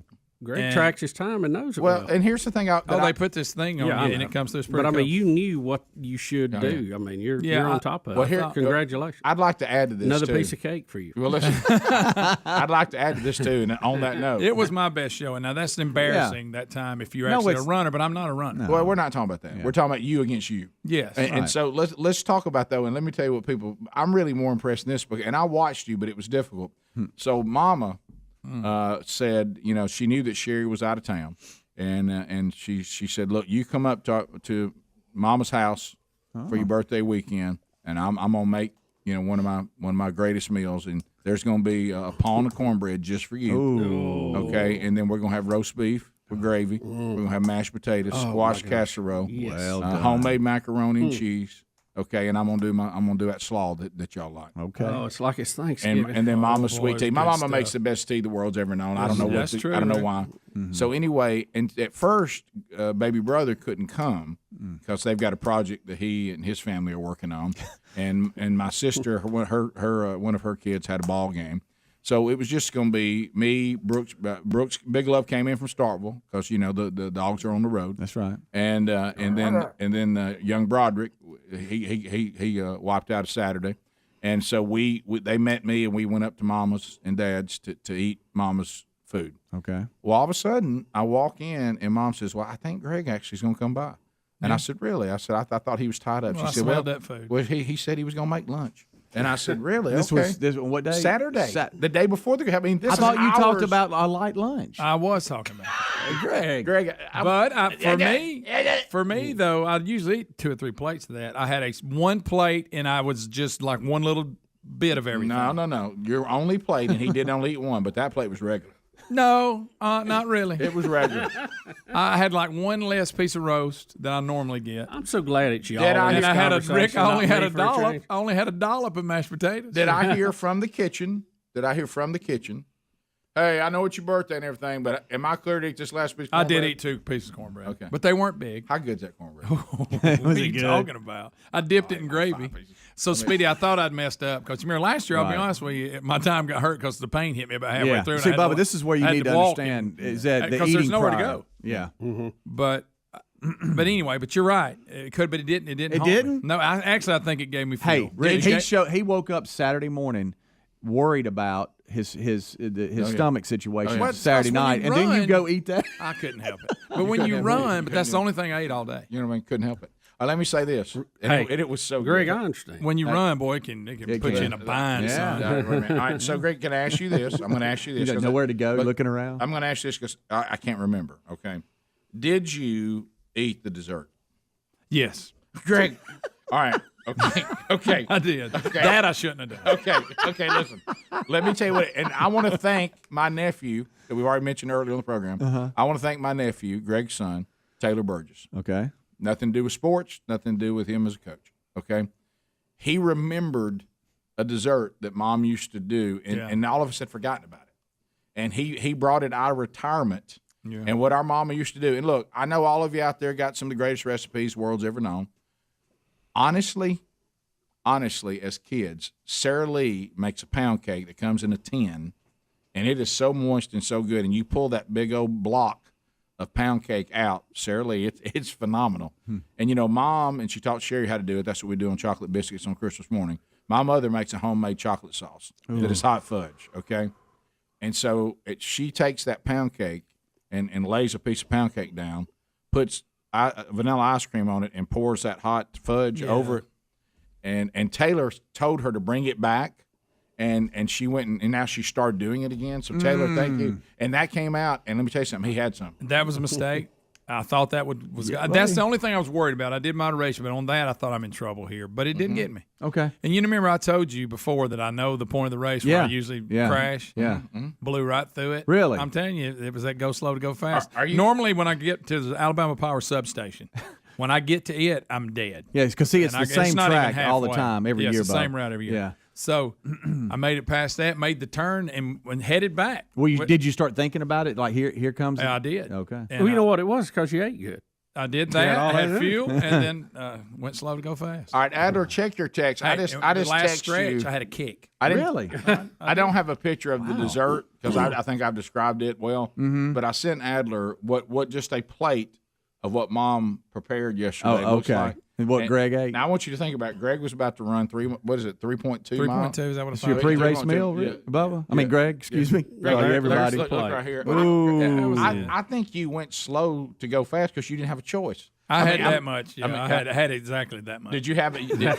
Does that look like something? And this is pre-race. Yeah. How about 4 hours. Okay. So, well, see, it got it. That's it. That's why you ran so good, Greg. You had plenty of good food. Didn't sit heavy on you? I want y'all to look at the perfection. Because I normally eat 3 plates of that. I want you to look at how perfect that piece of cornbread is right there. Golly, it does look good. Good. Starving. Can I ask you this before? Does your mom put the little pieces of corn in it or not? No, it's straight up. Straight up cornmeal. You don't want to mess with it. But you don't. My mom doesn't lean toward the Mexican corn. So next year when I run it, I'm gonna have to eat that again. I would started a tradition. Make you a note of what performed well for you, and that's right. A lot of people don't do that. Keep up with it. That's right. But anyway, it went great. Support Venice's Foundation. Like I say, the great cause. So check it out, the info and the things they do. And it was a great crap run. I was proud to be part of it, and glad. Thank everybody that came out and supported it. Good crowd too. That's a good crowd. And another shout out to Collier. Thank you, buddy. Do it, Collier. Awesome. We'll be back 16 minutes past. Rick and Bubba, Rick and Bubba.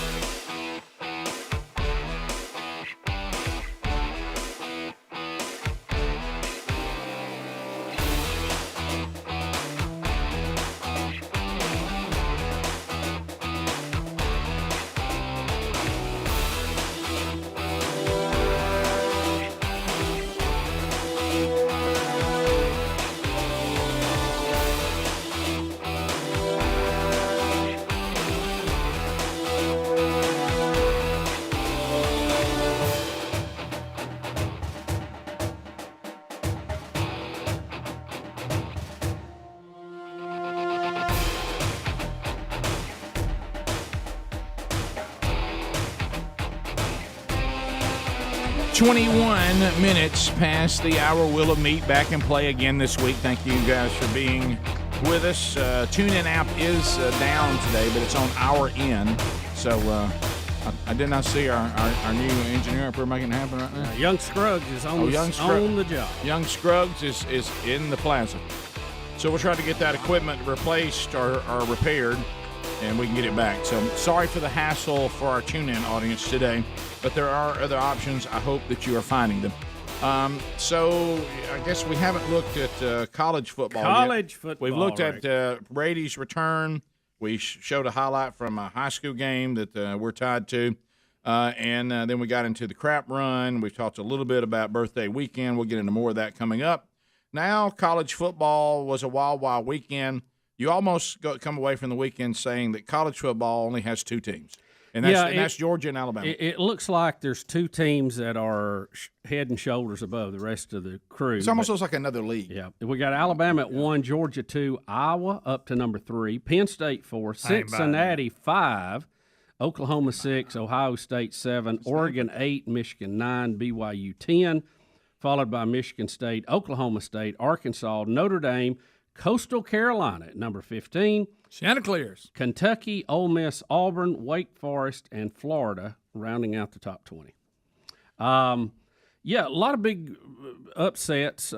Kentucky defeating Florida, breaking that streak was big. Dude, I watched that game too. Yeah. I watched a lot of it. Kentucky can run the football. Yep. Got a great offensive line. LSU and Auburn wishes they had it, they got a great offensive line. They established the run, and Florida couldn't handle the run. Kentucky's done what most programs just can't do. They are patient and left him alone. Yeah, and gave him time to build it. Yeah. Right. And Stoops is a good coach. He is a good coach. I think he's built it up the right way. He's got good line play. And the schools built them, say, real good facilities so they can recruit. Good line play will get you through a lot of humps along the way. And it looks like, he's recruiting some good athletes. You saw some of those runs. Well, their crowd had a great atmosphere and really got into the game. It looked good. Dr. Fauci said he didn't like it, but it looked good. He said that, no Christmas. Right, no Christmas. If the president just won't give him a lighter for Christmas, it'll be all right. Oh, it's so good. So that was big. Cincinnati says, by the way, we'll beat Notre Dame. Mm-hmm. Cincinnati is, hey, how about this? I'm going to give you welcome to the real deal. You've been one of those outlookers that didn't have the name and the rep, but you're going in there making big wins in big places and well deserving of your ranking. Yeah, and they felt like they should have had a look last year, and they're trying to make their case. Of course, now Notre Dame is better than they have been. Don't misunderstand me, but this obsession that we have every year that we try to make Notre Dame out to be better than they are. Yes, they went into overtime to beat Florida State. I know. Okay, Florida State's not very good. No, they're not. Have they won a game yet? Did they win this weekend? I think they beat the Sisters of the Poor or something. Here he goes. There he goes. Now I love that team, by the way. I was at Mom and Dad's. I had a delicious meal like I liked it. And I'm ready to sit down and, hey, baby, we're going to kick this thing off at 2:30. I'm going to watch the high-powered Ole Miss offense against Alabama. And I'm like, man, this is going to be a fun game to watch. And, last year Alabama had a hard time with their offense. 600 yards. And Ole Miss has gotten a little better on defense. But Bama's outstanding. But maybe this will be a fun game to watch. And, Lane Kiffin throws his headset down and gives us a little trash talk. Right out of the gate. Ready. Right out of the gate. Told us to get our popcorn ready. And then Alabama just beat the. And he ruined it for us. He did ruin it. He ruined my Saturday by going for it all the time. He put himself in such a deep hole. The game was over. Can I tell you something? There's a big difference. Oh, they did win. Yeah. Okay. There's a big difference in saying, "Hey, man, I live on the edge. I've got a lot of confidence in my offense," and just being stupid. And Lane Kiffin early in that game was just stupid. Yeah. It was. Those were idiotic decisions. The first couple worked out for him. I didn't really like the call down on the goal line because you could tell Alabama had a lot of men in the box. I believe a rollout or something would have been better. But as you said, being aggressive, and he even talked about being aggressive on the road, playing in Tuscaloosa, what you got to do to win. But there's a difference in being aggressive and holding a gun to your own head. I don't have a problem with that first drive trying to get it in the end zone. No, that was fine. But when you go for it twice on your own 30, oh my God, that's not aggressive. That's stupid. That's and the game's only 7-0. Yeah, and I mean that's he stupid. was referring to some of the stats on that. I don't think that the stats on your own 30 are that good. Now going for it on fourth down actually overall is pretty good, but if you're on the other side of the 50-yard line. You're also playing Alabama. Yeah. And you're only down by a touchdown. What are you doing?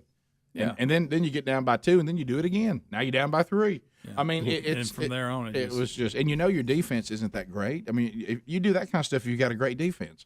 Yeah, I don't know. But it's Alabama, almost like, to some degree, Kiffin beat himself on that. He dug a hole early. I think Bama would have beat him no matter what. Yeah. No question. But I was thinking it might be a better game just to be entertained. But think about this: the 3 stops on fourth down all turned into touchdowns for Alabama, and Alabama won by 3 touchdowns. Going back to this again, and we said this on the show. Everybody was talking about last year their offense.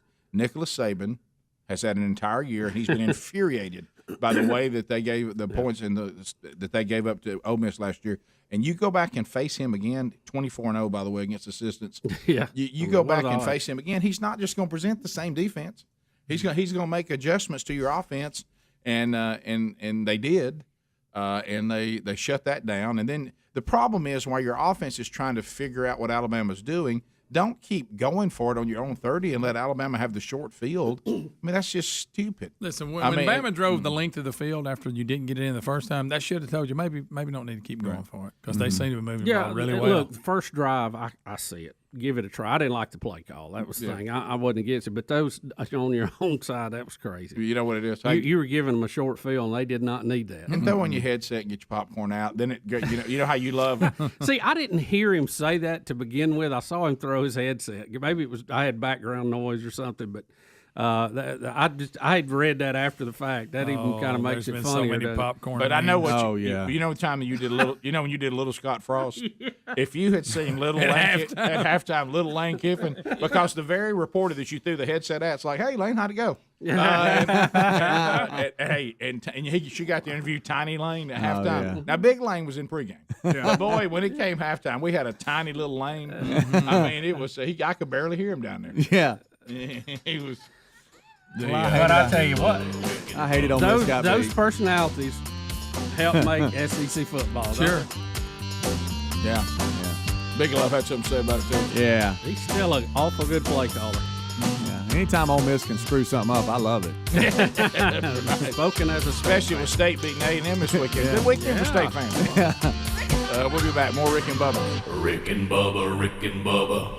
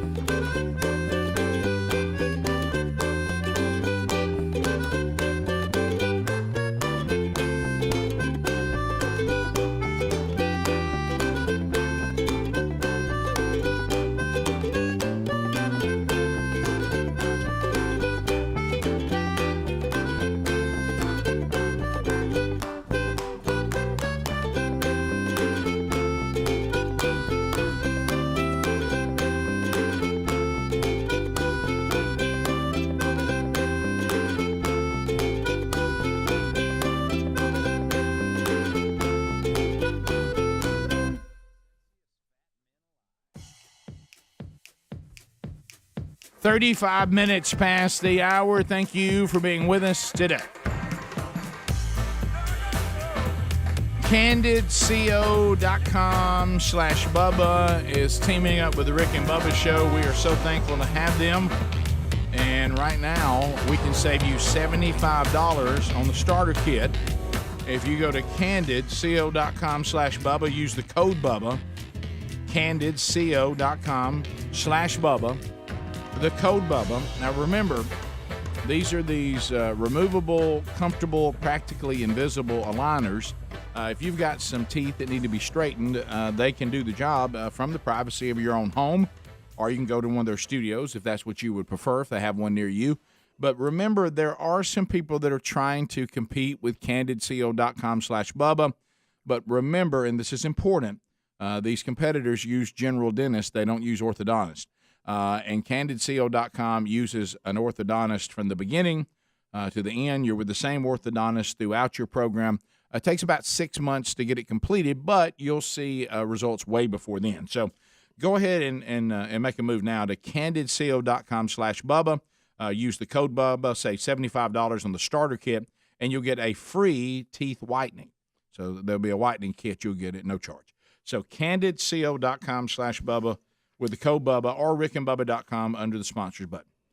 So some more over the weekend. Georgia destroys Arkansas. Wow.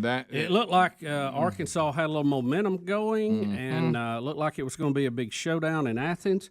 And the Dogs shut the Hogs down. Yeah, my college football day, I was by myself. My wife's out of town. I'm thinking, today is my birthday weekend. Okay, I'm going to start right out with a good game at 11 a.m. That Georgia just ruined that and destroyed Arkansas. And then I said, well, 2:30, Alabama, Ole Miss. We just talked about that. That went nowhere. So I kept looking for some good games, and I finally found some later in the day. But Georgia and Alabama, it's almost like in high school where you have 1A, 2A, 3A, 4A, and there's usually a big gap from like the best 7A team to like the best 6A team. There's some lower tier 7A teams that the higher 6A teams can beat, but the best 7A team and the best 6A team is a huge gap. Yeah. That's the way it feels right now with Alabama and Georgia. Like they're playing in a league that is kind of the highest level, and the rest of college football is playing in another league. Yeah. And I'm gonna tell you, Georgia's defense is as ugly and mean as any defense I've seen. And they're not just stopping and beating people; they're annihilating. Georgia's defense is, you can't. It's like you playing a video game and you've got yours set on 99, and whoever you're playing is like in the 70s. Yeah, and your defense just runs through the offense and tackles the quarterback in the backfield. Right. It's horrifying. Yeah. So Arkansas, I think, I actually had Arkansas fans that I was interacting with over the weekend, and the best text that I saw was, all of us at this point are just telling ourselves that Coach Pittman helped build the Georgia team too. That's right. Sure. We're all saying that right now because we're real upset because we've kind of realized, okay, we're making progress, but we're not really elite yet. Right. Look, Arkansas has come light years. Oh yeah, from where they were a few years ago. Yeah, and you got the right coach. I think that's obvious. So anyway, that was ugly. So Georgia and Alabama, they let everyone know that they're at the top of the heap. Mm-hmm. And in the late night game, and buddy, I mean late, Auburn breaks the winless streak in Baton Rouge and comes away with a 24-19 win. Bizarre game, Rick. It was late. Crazy. I know that. I was hanging on the spindle of the head of the bed with pillows, just trying to stay awake to watch that. Because I just had to open my eyes, keep my eyes open. 8 o'clock kickoffs. Wow. And, that's tough. That's tough. Yeah, I didn't see the second half. I saw the first half. And I watched it. Bo Nix played really good after being pulled the week before. A lot of people thought he wouldn't even start. And I think they put the other guy in for one series. They were going to do that anyway. It was a predetermined third series. But he played well. Bo did. He looked good. He had several Houdini moments to get out of things that ended up going good. I thought he was throwing the ball better than he's thrown it in a long time. Wasn't sailing the ball over people's heads and made a big difference. They said they'd really worked on some of the mechanics this week, and Speedy, you'll be glad to know that they were looking at film of Dak Prescott at Dallas throwing the ball and about getting his feet in the right position. So, and it looked like it helped. They showed some video, and I think Bo had responded well to it. The most impressive thing was a drive right at the end of the game to win it. Yeah. And it was a rather long drive, and they had to just muscle up and get it done, and they did, and broke a long streak. I think 99 was the last time Auburn had won in Baton Rouge. So. Yeah, I didn't see the drive to win the game because I was already in bed, but I saw these two drives where Auburn's quarterback Bo Nix was running for his life, and I mean, the game's over if LSU makes this stop, and then he just throws it once for a touchdown, once for a first down. And it was like it was like Fran Tarkenton or something. I mean, it was crazy. Now you don't really want that to be the only offense you got. So it sounds like that drive to win the game. They just straight it went down the field, didn't they? Yeah. Well, it had a few Houdini moments, big run. They got where they ran the ball over there. Yeah, big run. The freshman Hunter had about a 40-yard run to help move that along. So. Good win. He's definitely going to need fresh legs this weekend. Yeah. Oh, buddy. It was Harson's. Rest those things up. Harson's first SEC win. Kind of a little irony there. The last time Auburn won in Baton Rouge was Tommy Tuberville's first SEC win. So a little history repeating. Look at you with your little facts. How about that? Come on, all right. So the I did. And after all of that and a great win, you get to host Georgia. That's what I was saying. That's why you better. Good night, alive. Wake up. Well, let me tell you what's time to really game plan. You don't want to play Georgia just period this year, but you really don't want to play them if you don't have a very good offensive line, right? Because their defense. Oh my. You remember it wasn't the last time, maybe time before last, that Georgia came into Auburn ranked number 1, and Auburn pulled quite an upset, 40-17. So they're gonna need another one of those efforts. Well, again, there's certain things that I think are just the laws of physics.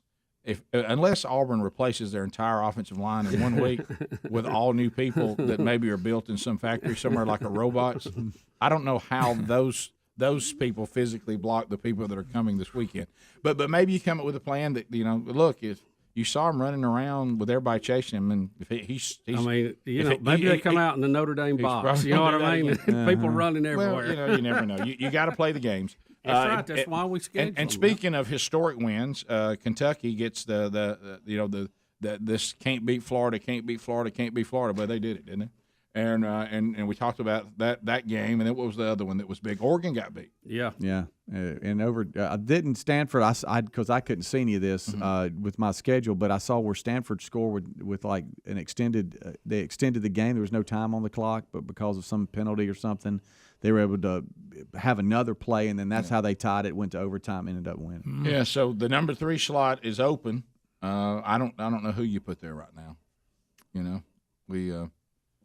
was.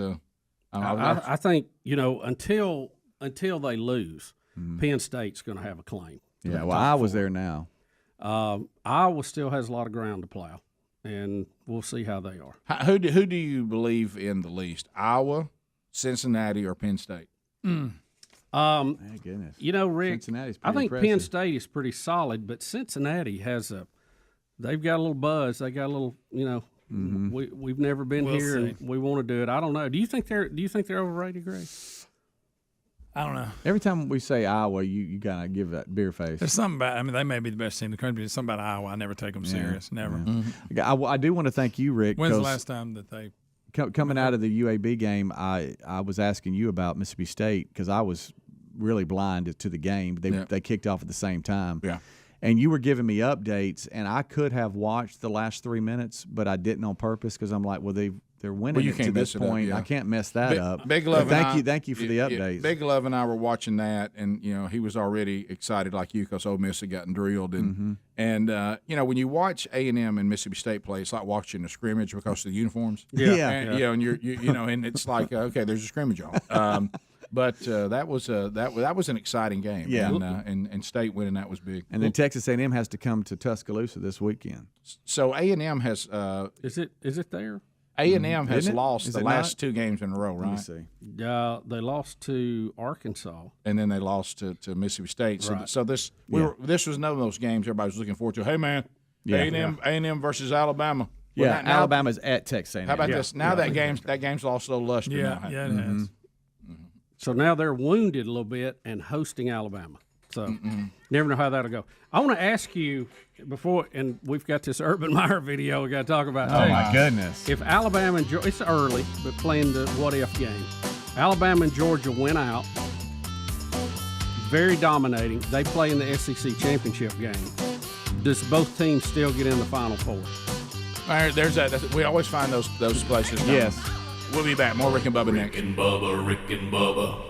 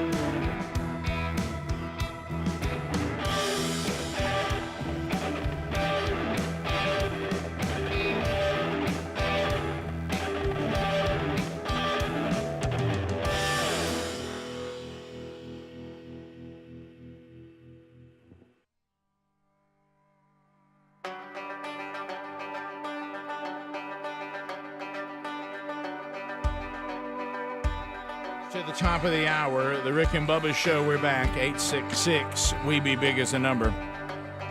All right, so more stories that were running down. Funny one, Vanderbilt. Was it UConn they were playing? Yeah. UConn hadn't won like a game in a while. UConn hadn't won since like when the show started. I mean, I don't. They hadn't won in a long time. And everybody was excited that they might have a chance to beat a not-so-good Vanderbilt team this year. But Vandy gets the win.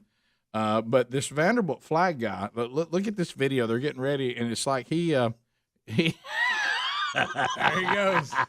They kicked the PAT. Did he think he was behind the goalpost? Well, either way, you don't want to do that when the guy's trying to kick. He goes right in front of the goalpost right before the kicker kicks the extra point. The kicker does make the kick. Yeah. But was it extra point or just the field goal that wins it?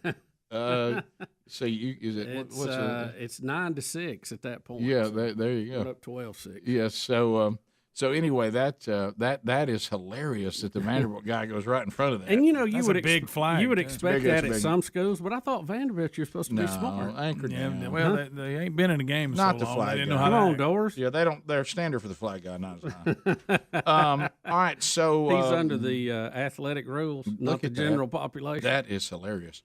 All right, so we're trying to unpack this Urban Meyer video. Now the video is pretty straightforward, and yes, it is true that it has just recently come out. What we're trying to verify is when was the video actually taken? When was Urban Meyer in his restaurant? They're saying it was right after the Jags went to 0-4. Are they saying the video came out then, or this is him actually going up to Columbus after they lost Thursday night? Well, all right, they play Thursday night, they lose. Then the Buckeyes were playing Rutgers on Saturday. Okay. And they took home the win. But according to the Jags, they're not issuing a statement on this to clarify the video. And Urban has his usual Monday morning press conference, so I guess we'll have more coming out today on this. But the video is from this weekend, according to the stories I'm reading. Okay, all right. So here's what we have. We have Urban Meyer. He coaches the Jaguars. They lose 0-4 Thursday night. But he's in Columbus. He has a restaurant in Columbus named after him. It's Urban's Chop House or somebody's Chop House. And he goes up, I guess, for the Ohio State game. Because he has a son-in-law or something that still coaches there, okay, right? so he's in his restaurant, and there's women that are backing their rear ends up to him. Yeah, Rick, I think the term is backing it up. Right, as he sits at the bar. And he puts his hands down to cover his private area, but that means now they're just rubbing the rear end on his hands. I'm not sure if he's blocking or grabbing there. We'd have to have an official review from the booth. Yeah, it's and see if we got different angles. This is not a good thing. It's not good at all. And I understand he has apologized to his family or something. Yeah, and it's, what's weird is you have some that are trying to defend him and say that it's not him, but then you see a front picture and it's clearly him. So there's a lot of confusion on this post, and hopefully they'll clear it up. Yeah, that's not the picture you're looking for there. No, see, that's clearly him. Yeah, but yeah, okay. Mm-hmm. Well, he looks sleepy. He does look sleepy, but the if I'm not mistaken, every time that Urban quits somewhere or retires, it's health reasons and spending more time with family, right? Yeah. So and if you look closer, there's usually something else involved. Right. But I know you're no fan of Urban Meyer.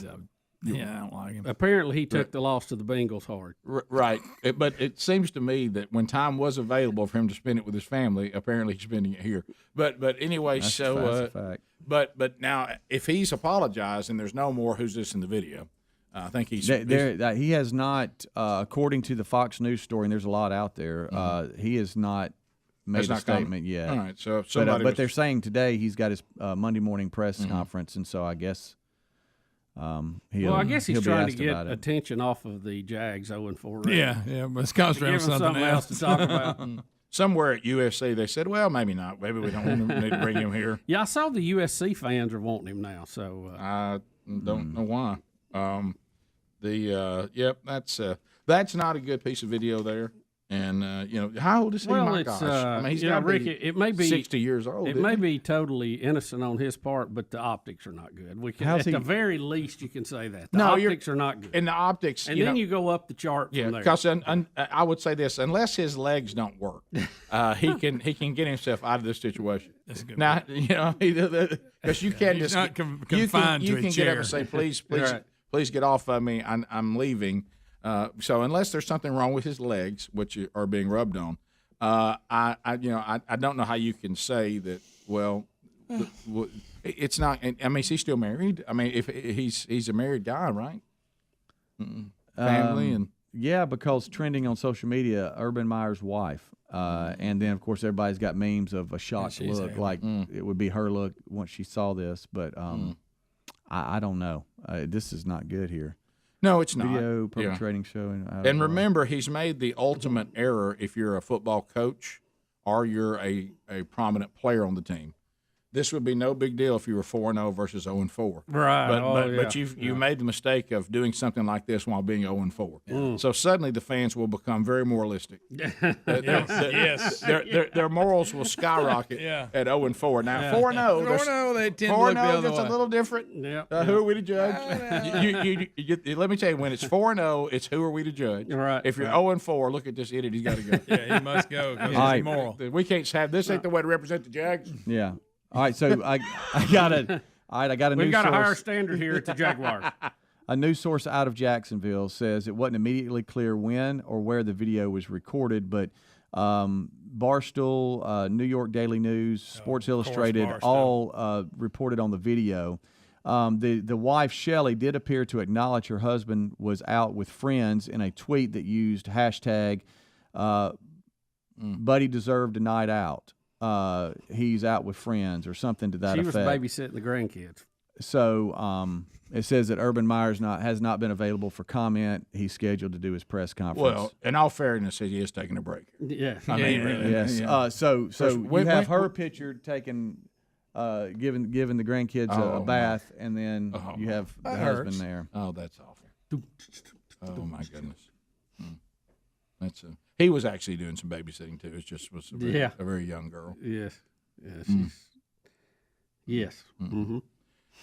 That right there is not good. So so far it doesn't look real good. No, it doesn't. And I don't know what will be cleared up today or not, but there it is. Yeah, because don't miss this either. So his grandkids are at his house with his wife, and he could have been there too, spending time with them.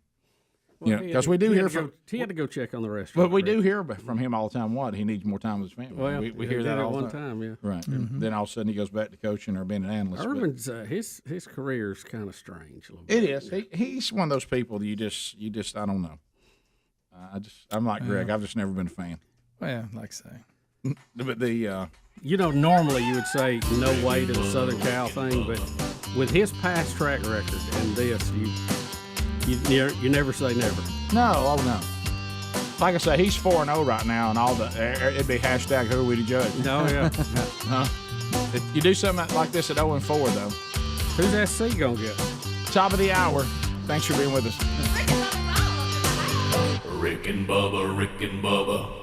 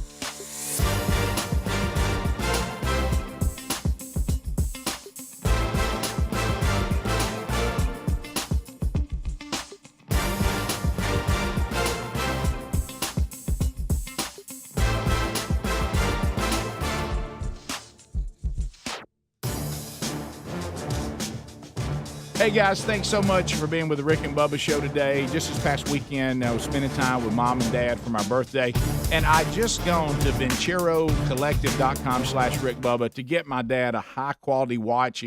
He had a watch he's had for years, and it's got to where it wasn't working anymore. And I said, well, I'll tell you what, I know exactly where to get because Dad, he wants something that's high quality. The minute you take this thing out of the packaging, you look and you go, look, this is a commitment to excellence. I gave him the watch this past weekend. He loves it. Mom was like, where in the world did you get this? Because Christmas, before we know it, we're going to be looking to shop. And it's VINCERO Collective.com/Rick Bubba. Now, the /Rick Bubba is going to save you 15% on everything in the store. VenceroCollective.com/Rick Bubba. And let me tell you, they make all of this in beautiful San Diego, right here in the United States of America. Their commitment to excellence is through the roof. And they've got a 5-year guarantee. They've got a 365-day free return policy that covers everything. They've got over 30,000 5-star reviews. They've been featured in Forbes magazine, Business Insider, Newsweek, just to name a few. They offer you a shopping experience that you can be proud of. You're going to love the items that they have. They only make them in small batches. They ship it directly to your door. The quality is second to no one. So go right now to VenceroCollective.com/Rick Bubba. That's FINCERO Collective.com/Rick Bubba. And how about this? They'll also cover the shipping costs if you do the /Rick Bubba. 15% off the entire order right now if VenceroCollective.com/Rick Bubba.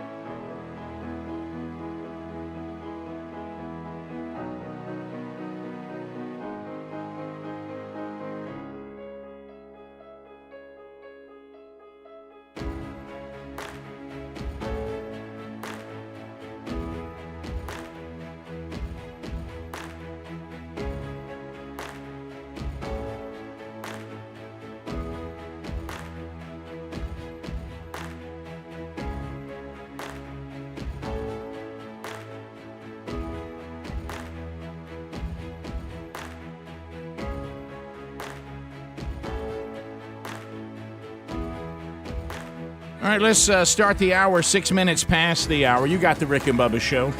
Coming to you from the Broadcast Plaza and Teleport, Speedy, the real Greg Burgess, Helmsy, Eddie Van Adler, all here.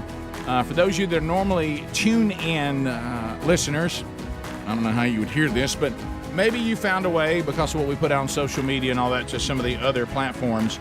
We have an equipment failure here at the Broadcast Plaza in Teleport. Helmsy and Young Scruggs are working on getting that replaced so we can at least, if we can't get TuneIn back on by today, should be back on by tomorrow. So we're going to go phone calls now. Welcome back. Here's Bill Bubba Bussey. Rick, glad to be here, and thank all of you for being part of the Rick and Bubba experience. So you can get in right now at 866-WE-BE-BIG. You can talk about any topic. You can talk about what we've already talked about on the program. You can pick up a topic that we haven't discussed. We'll get in some other topics going through the rest of the show. But the lines are available to you right now at 866-WE-BE-BIG. If you call now, you can get in because most of the lines are available. I do want to point to the O'Reilly Auto Parts upcoming events. Coming up on October the 17th, I'm excited to be in Petal, Mississippi. This is for the Pine Belt Baptist Association gathering, and I'm honored to be their speaker on the 17th of October. So all of you that are going there, I look forward to seeing you. On the 24th, I'll be in Mangum, Louisiana. I was talking about that with some folks that live down that way just last night. Excited. I know the food will be delicious. They're doing the discipleship strategy from the manchurch.com. So that'll be Man Church on October the 24th. October the 28th, it is back. We moved it deep into the fall, but it will be the late Summer Slam, the 13th annual Rick and Bubba Late Summer Slam, and that's the big tennis tournament that Bubba and some of the local tennis organizations have been putting on for years. So welcome all of you that will be traveling to our part of the world coming up on October the 28th. The details for you to attend that and be part of that or be in any of these things, just simply go to rickandbubba.com and look under upcoming events. Think O'Reilly Auto Parts for all your car care needs. Get guaranteed low prices and excellent customer service at O'Reilly Auto Parts. Better parts, better prices every day.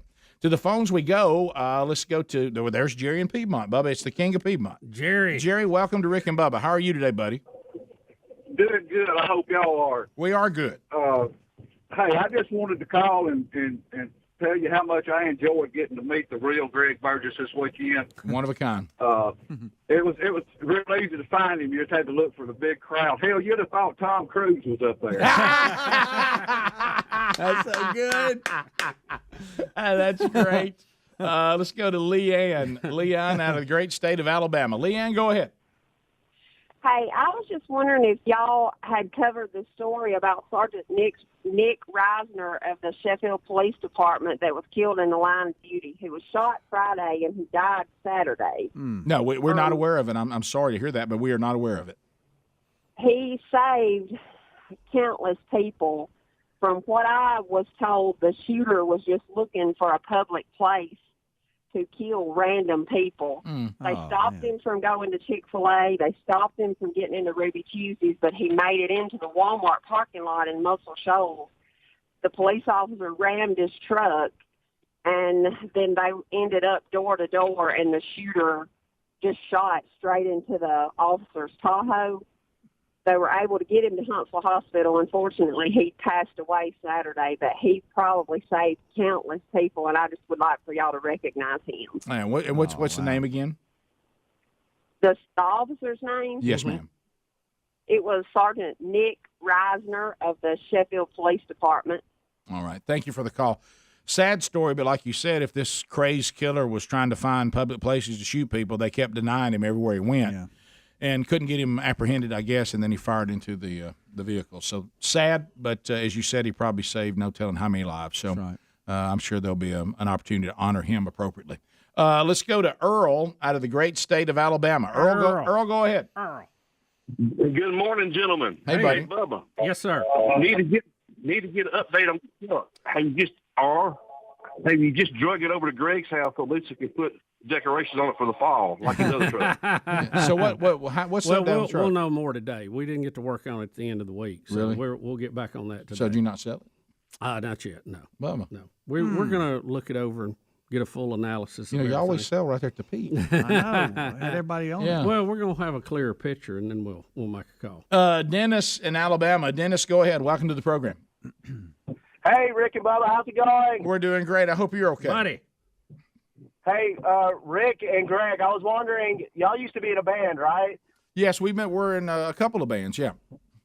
Okay, I was wondering, would y'all do a segment one morning where y'all play some songs and get together and reunite, get the band back together? Well, sometimes you got to be careful about tampering with the memories. And, there's been reunions before that we wished had never happened. Right. And, I don't know that we have the chops currently to do an appropriate reunion. But, as we say on this program, never say never. Mm-hmm. Never say never. Okay, so it could happen then. Well, look, and you know what? Many times I've said something wouldn't happen, and I had to take it back. You know what I say to this? And I'm going to quote Lane Kiffin, get your popcorn ready. That's a new thing. I love Get your that. popcorn ready. Here's what I don't know, because I guess I don't understand this popcorn reference. I thought it was just simply get ready to watch something. But I saw footage of the Alabama mascot comes out like when the drubbing's going on with popcorn around him. How can that happen that fast? And it looked like a popcorn outfit. I mean, it was like somebody made it for a mascot. I don't know. Did he make a reference to that prior to Saturday? I didn't catch it initially. I saw him drop the headset, but I thought he just had to go. It's popcorn out. Becky in Alabama. Becky, go ahead.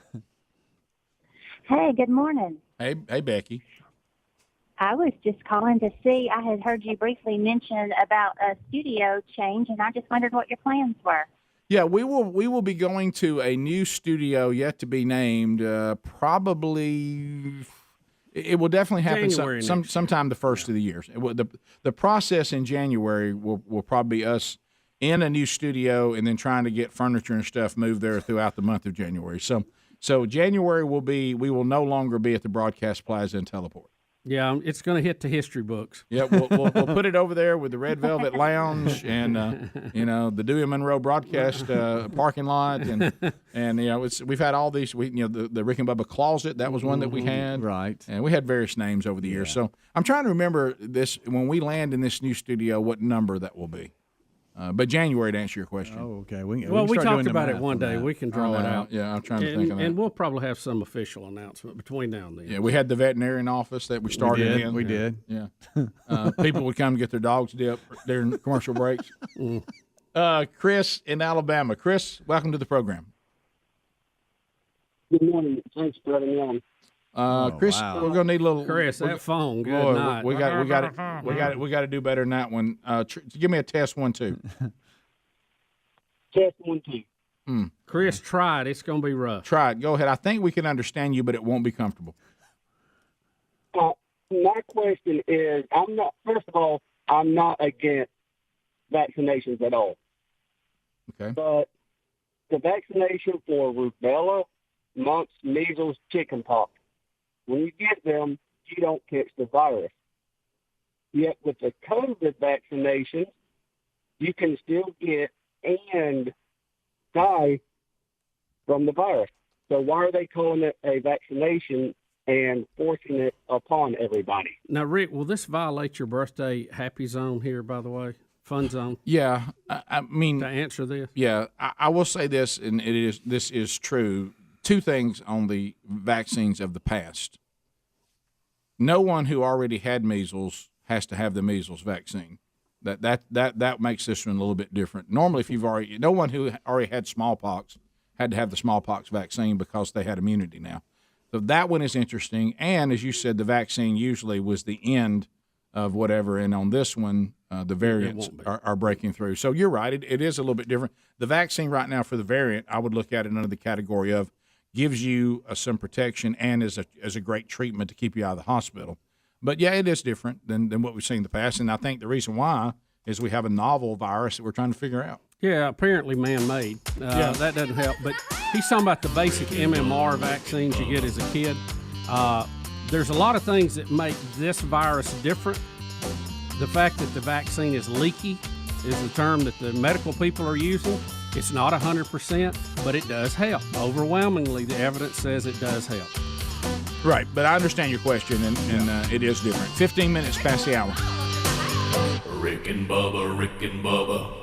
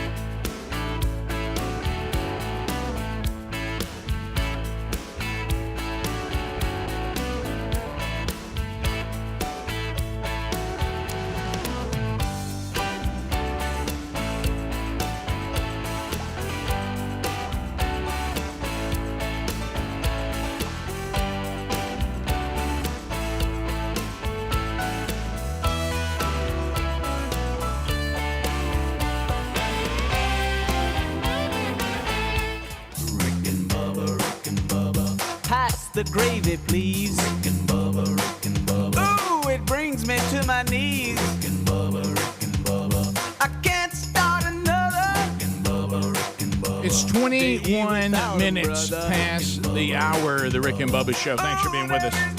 I will say this. Someone just sent me an article from the Miami Herald on the question that was just asked. And according to this from the Miami Herald, the CDC has changed its definition for vaccine. And now they've changed the definition of the word to fit the impact of what they're calling the COVID injection. So they said they've made the definition for something to be a vaccine. It's not the same definition they used to have. But it is. Well, I mean, and look, it doesn't matter. To answer his question just a little bit more in depth, the MMR or the childhood vaccines we get, they worked well, but they wasn't 100% either. I mean, I got an email in the break from a lady that said, look, I had that, and I went on to have measles and chickenpox 3 different times. Nothing is 100%. Not everybody reacts the same. Never have. This particular vaccine has been highly effective against the alpha or the wild variant. As the virus has mutated, it is not as effective, but it does help. And, you know, there have been some problems with it, but it is percentage-wise very small.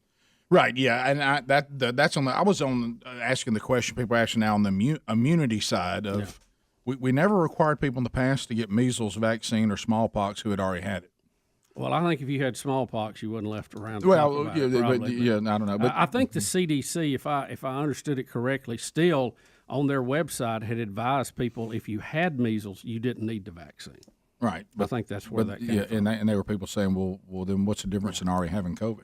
I think the COVID thing is different on a couple of reasons. One, it appears that it is man-made, and it was a gain-of-function experiment that got out, okay? Yeah. Good luck getting somebody to admit that. So our body, our natural immunity is having a harder time because it hasn't seen anything like it. It's 6 steps ahead. You know, if it was 1 step ahead like it would happen in nature, your body would have some luck fighting it to begin with, okay? So you got that. And the thing that these other childhood diseases cannot live in the animal world, which COVID can. So you're seeing, like somebody pointed out the other day, dogs can have it. Deer carry the antibodies. We know that. I don't know about cats. Hadn't heard any study on cats. Saw 2 lions at the zoo. Birmingham Zoo caught it. So I guess if they do, a house cat could get it too. They'd all be in the same line. Well, dogs I don't think can get sick from it, but they can carry it.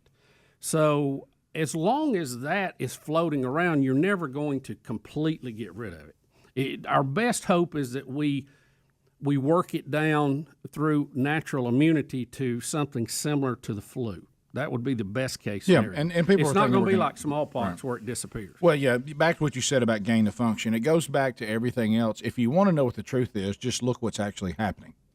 And because of all the reason why this is not behaving of all the examples we're getting is because it's obvious that it was man-made and gain of function research going on in Wuhan. And we kind of need to drop acting like that didn't happen. So when you have because we are admitting it without admitting it. When you have that component, it doesn't fit into the category of anything else we've So that would explain all these inconsistencies. But even with the flu, we have flu shots every year. We have variations of the flu. You know, they always guess. They'd only get 2 or 3 in a shot. You know, there's about 5 or 6. Seems like they always miss. I mean, we're at the high water mark. We're lucky if we keep down 50% of the flu cases. Most of the time, it's less than that. So that's the real world. That's what you're dealing with. To Joe. Joe, welcome to Rick and Bubba. How are you today, sir? Oh, fine, thank you. Joe, this is where you get to talk. Go ahead. Joe, you actually called us. We didn't call you. So go ahead. When we said, hey, Joe, go ahead, that's your cue. Okay. Well, I was proud that they could. All right. Don't you dare hang up on him. I guess good. Rick it's my birthday. Okay. Well, it is your birthday. Yeah, I mean, if you can't do it, birthday. Oh, I was just waiting. Listen, can we update one thing because we're getting hammered on email on Big Al in a popcorn costume. Yeah. There's an article that is out that a staff member for the game day heard the pregame interview, and once the blowout started, they alerted the Big Al group, and they went back to his costume closet, and they found a popcorn costume from Alabama basketball, and that he wears sometimes at the games, I guess, and they brought it out, and he got into his popcorn costume. That's good. I'm going to tell you that. You're talking about a quick response. That's good. When I saw pictures of that, I thought, well, somebody's found a picture of Big Al in the past. Yeah. In a popcorn box. But how big is that closet, do you think? I don't know. Costumes in it. No, somebody said if you go in and look real far back in there, you'll find an intern about it. So we had one that was a Big Al. So and what about this Nimrod that throws the ball up in the air trying to go across the goal line? Well, was that the South Carolina game? That was another one of the college football lowlights over the weekend. Yeah. South Carolina's playing Troy, and they pull the game out 23-14, but there was a sack of the Troy quarterback, a scramble for the ball. One guy tried to pick it up. He's tackled, fumbles it.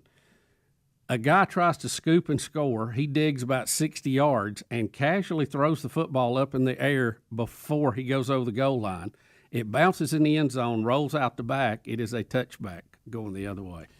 So is there just I'm sorry, Adler. We didn't tell you we're going to call for that video. Yeah, but here it is here. So he's digging. He scooped and scored attempted to scoop and score. Throws the ball up. Now from that angle, you can't tell it as much, but on further review, when you look at it in slow motion and from the side, that ball is out of his hands before he goes over the goal line. I didn't realize that somebody picked it up. Like you said, I didn't know they fumbled it again. Yeah, I thought they just missed trying to pick it up. Golly. Why? No foot is hit the end zone yet, and the ball is way gone, Rick. Don't drop it till you touch the goal There's post. some other angles, too, but you could tell right there that it was just very casual. But here's hold the ball, go back there and plant it under the goal post. Yeah. You know, that's what I would tell players. See, defensive players don't get to score a lot, Rick, so they're not used to it.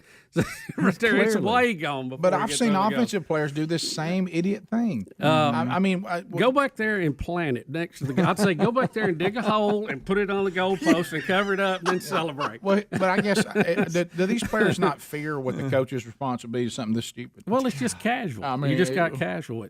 And then they show the replay, and I don't know if you have it on that video or not, Adler, him watching the replay of himself doing it as they're reviewing it. Oh, is no. Gold. Because he's probably telling everybody, I didn't do it. I didn't do that. I just don't. You almost need to do like rugby. You got to put it down in there. Yes, that's what I'm saying. Yes. I think I would tell them, go to the goalpost, dig a hole, put it in it, cover it up, and then you can celebrate. Well, most coaches that could be your celebration. Most coaches of the past would say, get in the end zone, walk it over to the referee, and hand it to him. Yeah. Oh no, not anymore. We saw something on TV, so now we got to do it. Well, how about that? You cost your team 5 points. Game a little closer than South Carolina wanted it to be. Right. Yeah. There we go.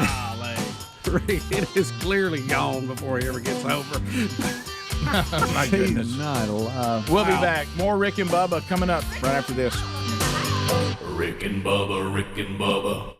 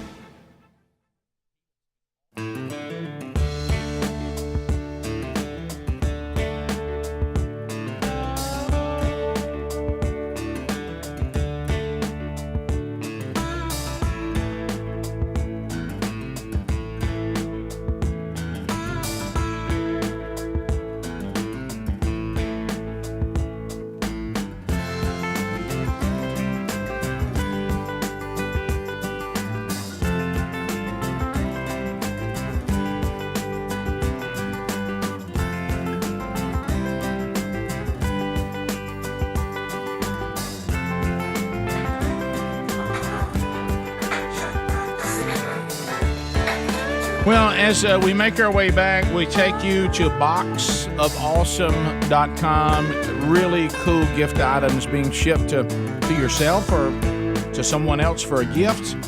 Whatever the case may be, go to boxofawesome.com. They have you covered. This is all kinds of stuff from travel to camping gear, all kinds of essential products in there, other outdoor gear, cozy fall styles coming up for the fall season. It is really a box of really cool stuff. Boxofawesome.com. Go there, fill out some information so they can get an idea of the things that you really like or the things that the person you're going to send it to, the things they really like. So go to boxofawesome.com. Doesn't cost anything for you to subscribe, and you can stop or cancel or change whatever you want, how often you want to receive these boxes of these collections. So go to boxofawesome.com or go to rickandbubba.com. You'll find that link right there at rickandbubba.com under the sponsors button. So we look outside the broadcast plaza here. Look at this sweet little couple, Bubba.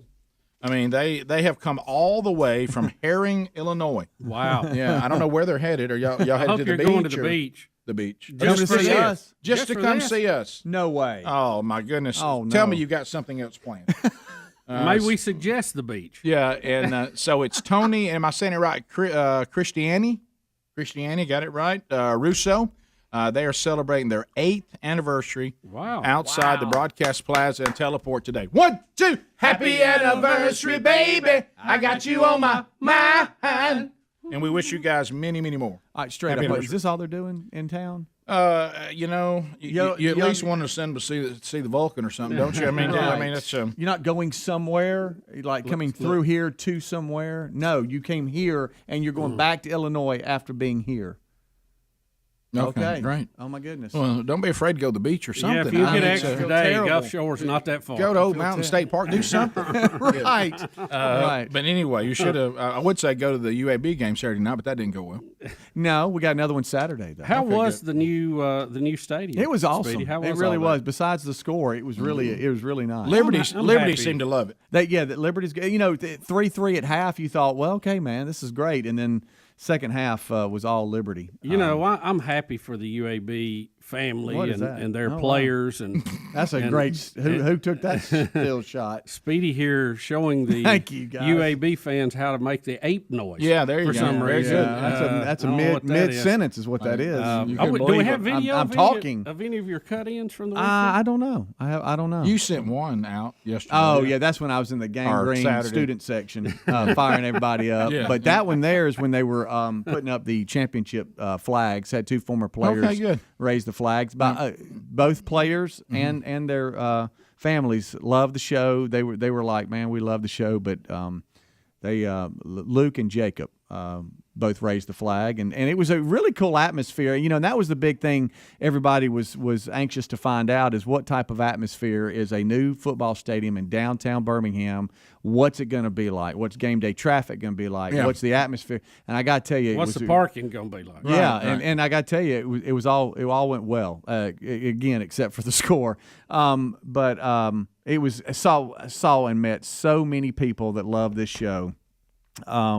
And their families. It was just really a lot of fun. A lot of stay in it. You just hear stay in it. Has anybody got a location today on David from Hoover?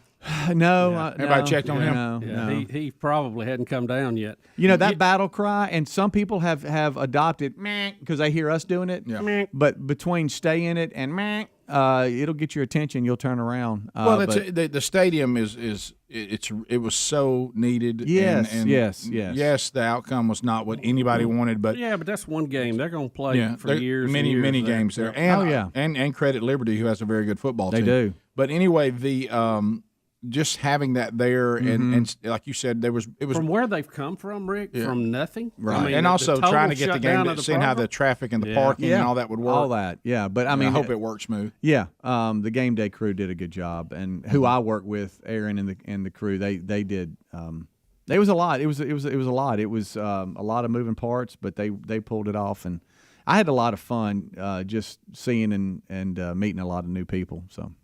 How did you like? I know you said in the warm ups or the walkthrough, the echo was pretty severe. Yeah, which all stadiums have to some degree. But how about when everybody was in there? Was it a little easier to work with? Yeah, it deadened a little bit because that empty stadium, it'll not hurt. as much as you'd hope. Yeah, you got to really focus because if not, you'll stop and listen to the echo, and then you'll look like a good one. Yeah. You have to tell everybody that you're going to be talking to that are fans. Okay, you got to listen to me. Do not listen to this echo. Focus in on, and they all did. And so there were some moments that I thought were pretty cool. That when the motorcycle that always brings them out, the Harley brings the football team out, and their intro. In the sound. You know how we're very sound system sensitive. It was a great. Is this a blazer walk or what do they call that? That was early. That was earlier in the day. Feet of fire. But when they come out of that tunnel, the intro and that motorcycle cranking up, it was a pretty neat little atmosphere. Now, where did the motorcycle tradition come from? I don't know. I probably should know that, and I don't. So I apologize for all you Blazer fans that are screaming probably at me right now. I don't know. Have you ever thought about putting the guy on the motorcycle in a blazer? Like have him wear a blazer and it be the color of the team. Yeah, Okay. Does Coach ride it out? No. Who rides it out? That's so good. I've seen him ride it before, though. You've seen Coach Clark Bill ride Clark on a ride? clip. Yeah. I saw Really? it, yeah. Oh, He like was- for he they was set it. riding Is it? it his motorcycle? He was going to coach Who on rides the it out? sideline, but they Who said it was rides it dangerous. out? I don't know. I'll meet him Saturday. They host FAU, I think. So I'll have to meet him. Yeah, find out about that. Yeah, motorcycle. if you wouldn't Where's mind. David at? He'll know. But we're very He's grieving. We're atmosphere sensitive, and this is a great atmosphere. And it really, really is. Had some rain that came through. Had some rain that improved. That's Coach not riding it or him, somebody though. riding it. But who is Coach it? Clark's riding not it? riding He's a in the motorcycle. white, I know, but who is that riding it? It Well, looks who like a knows? coach. Well, but we all dress like I coaches. probably I haven't focused in on who's Special teams riding it, coach. but I've probably talked to him and didn't know it was him that was riding. I want to know it. who this guy is right there. Who's that guy with the funny looking hat coming out? The safari hat. Yeah, I Who- think he's part of the right there. Who's that? Yeah. Is that strength and conditioning coach? Oh, yeah, ought to that's- be. yeah, If not, it he's should in that, be. he's in that crew for sure. Or the local Australian. Right. He just came in from the outback. Right. Yeah. Also, a couple of things that I knew you guys would be asking questions about. Food is fabulous. Is it? All right, we got good food. Got a lot of vendors. We're all over the place. We got little terraces. What's the condiment situation? Very good condiments. I mean, is it You got packs or the south and north terrace where you can sit there and good watch crowd. the game and not have to be in the stands. It's kind of open like the Titans Stadium up in Nashville. Right. It's pretty good view cool. in the top? Did you go up to the top? No, I did not go to the top. But on the you can see the visitor interstates and all good. Yeah, you can. I tell you what, I like those. Top golf. You got a good view of that? Yeah. Can I tell you who benefited too? Is in restaurants right across the street. Oh, yeah. Uptown. Yeah, Uptown area? Uptown. Kidding me? So is there any way if a golf ball gets loose from over at Top no. Golf, it could go in the stadium? No, they're hitting away from us. But, I mean, you could shank one, right? Do they have Well, nets you on could the have to side? hit it backwards, but yeah, you're Well, I could luckily do you're that. hitting it away from the stadium. What if it bounces off a pole somewhere? Can I see in the stadium if I'm at the top level of Top Golf?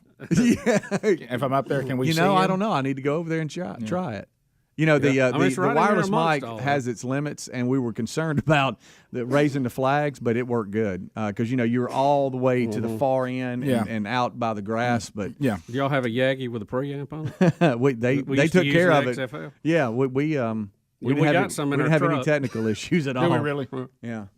I was talking to Those are really I was good, talking to the guy. Oh, Yagi. Yeah. With an amp on it? My camera Oh. guy, I was like, you don't understand. They're so light now. But his shoulder, once you're starting to carry it around. But I was telling him back in the day that the cameras were so Oh, heavy. my goodness. Yeah. Have you seen the commercial with them like filming a movie with an iPhone 13? Oh, I mean, yeah. that's crazy. Oh, Yeah. by the way, that is a bone of contention with Brody. He don't like it. really? It makes him so mad. He goes, let me tell you what they're leaving out. And he started talking about all the things it doesn't have. Yeah. Like that. He goes, it is not just like a movie camera. And I'm offended they would say that. And he said something I know he's talking about. He was talking, Yeah. well, you It can't is do funny this, if you can't do look. that. It's so small. They have to have a bigger thing to mount it in to hold it because it'd be so small. Yeah, But I don't thought be, that footage looked good, Rick. yeah, don't be sitting next to Brody when that commercial comes on. All right, I'll get him on it now. 15 minutes to the top of the hour. How about Sherry's coming back from Africa today? You got to clean the house, Rick? Yeah, I got Time to clean up. I got I know you ain't touched it till today. No, I haven't. Better get on that laundry and clean that house. I got things I got to get done. You can't come home to a mess, Rick. No, we'll be right back. Rick and Bubba, Rick and Bubba.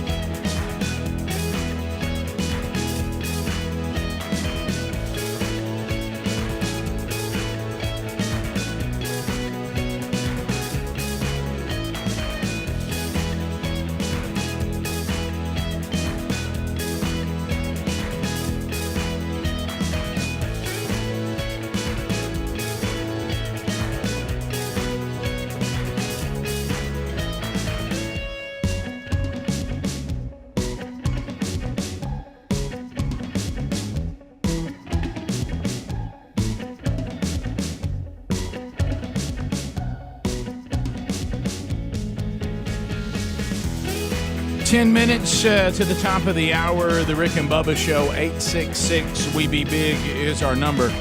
Thank you for being with us. Thanks to Edgar's Bakery for a beautiful birthday cake today. Thank you so much for that. And we've got some pictures of that out on social media today. So check that out. We'll meet and play for another week, so look for that to be happening before the week is over. So, Sherry is on her way back now. I think she's flying as we speak from Paris to Atlanta. And so, you start looking at you ever notice when your wife has been gone for a period of time and you're trying to figure out exactly when she'll be back, but you have to mix it with the right amount of I miss you so dang much. But what you're really trying to find out is how long do I have to clean up, to get the house back in order. And so you don't clean up ahead of time if you're a guy. Right. Because you'll mess it up again. Mm-hmm. Yeah. So you just wait.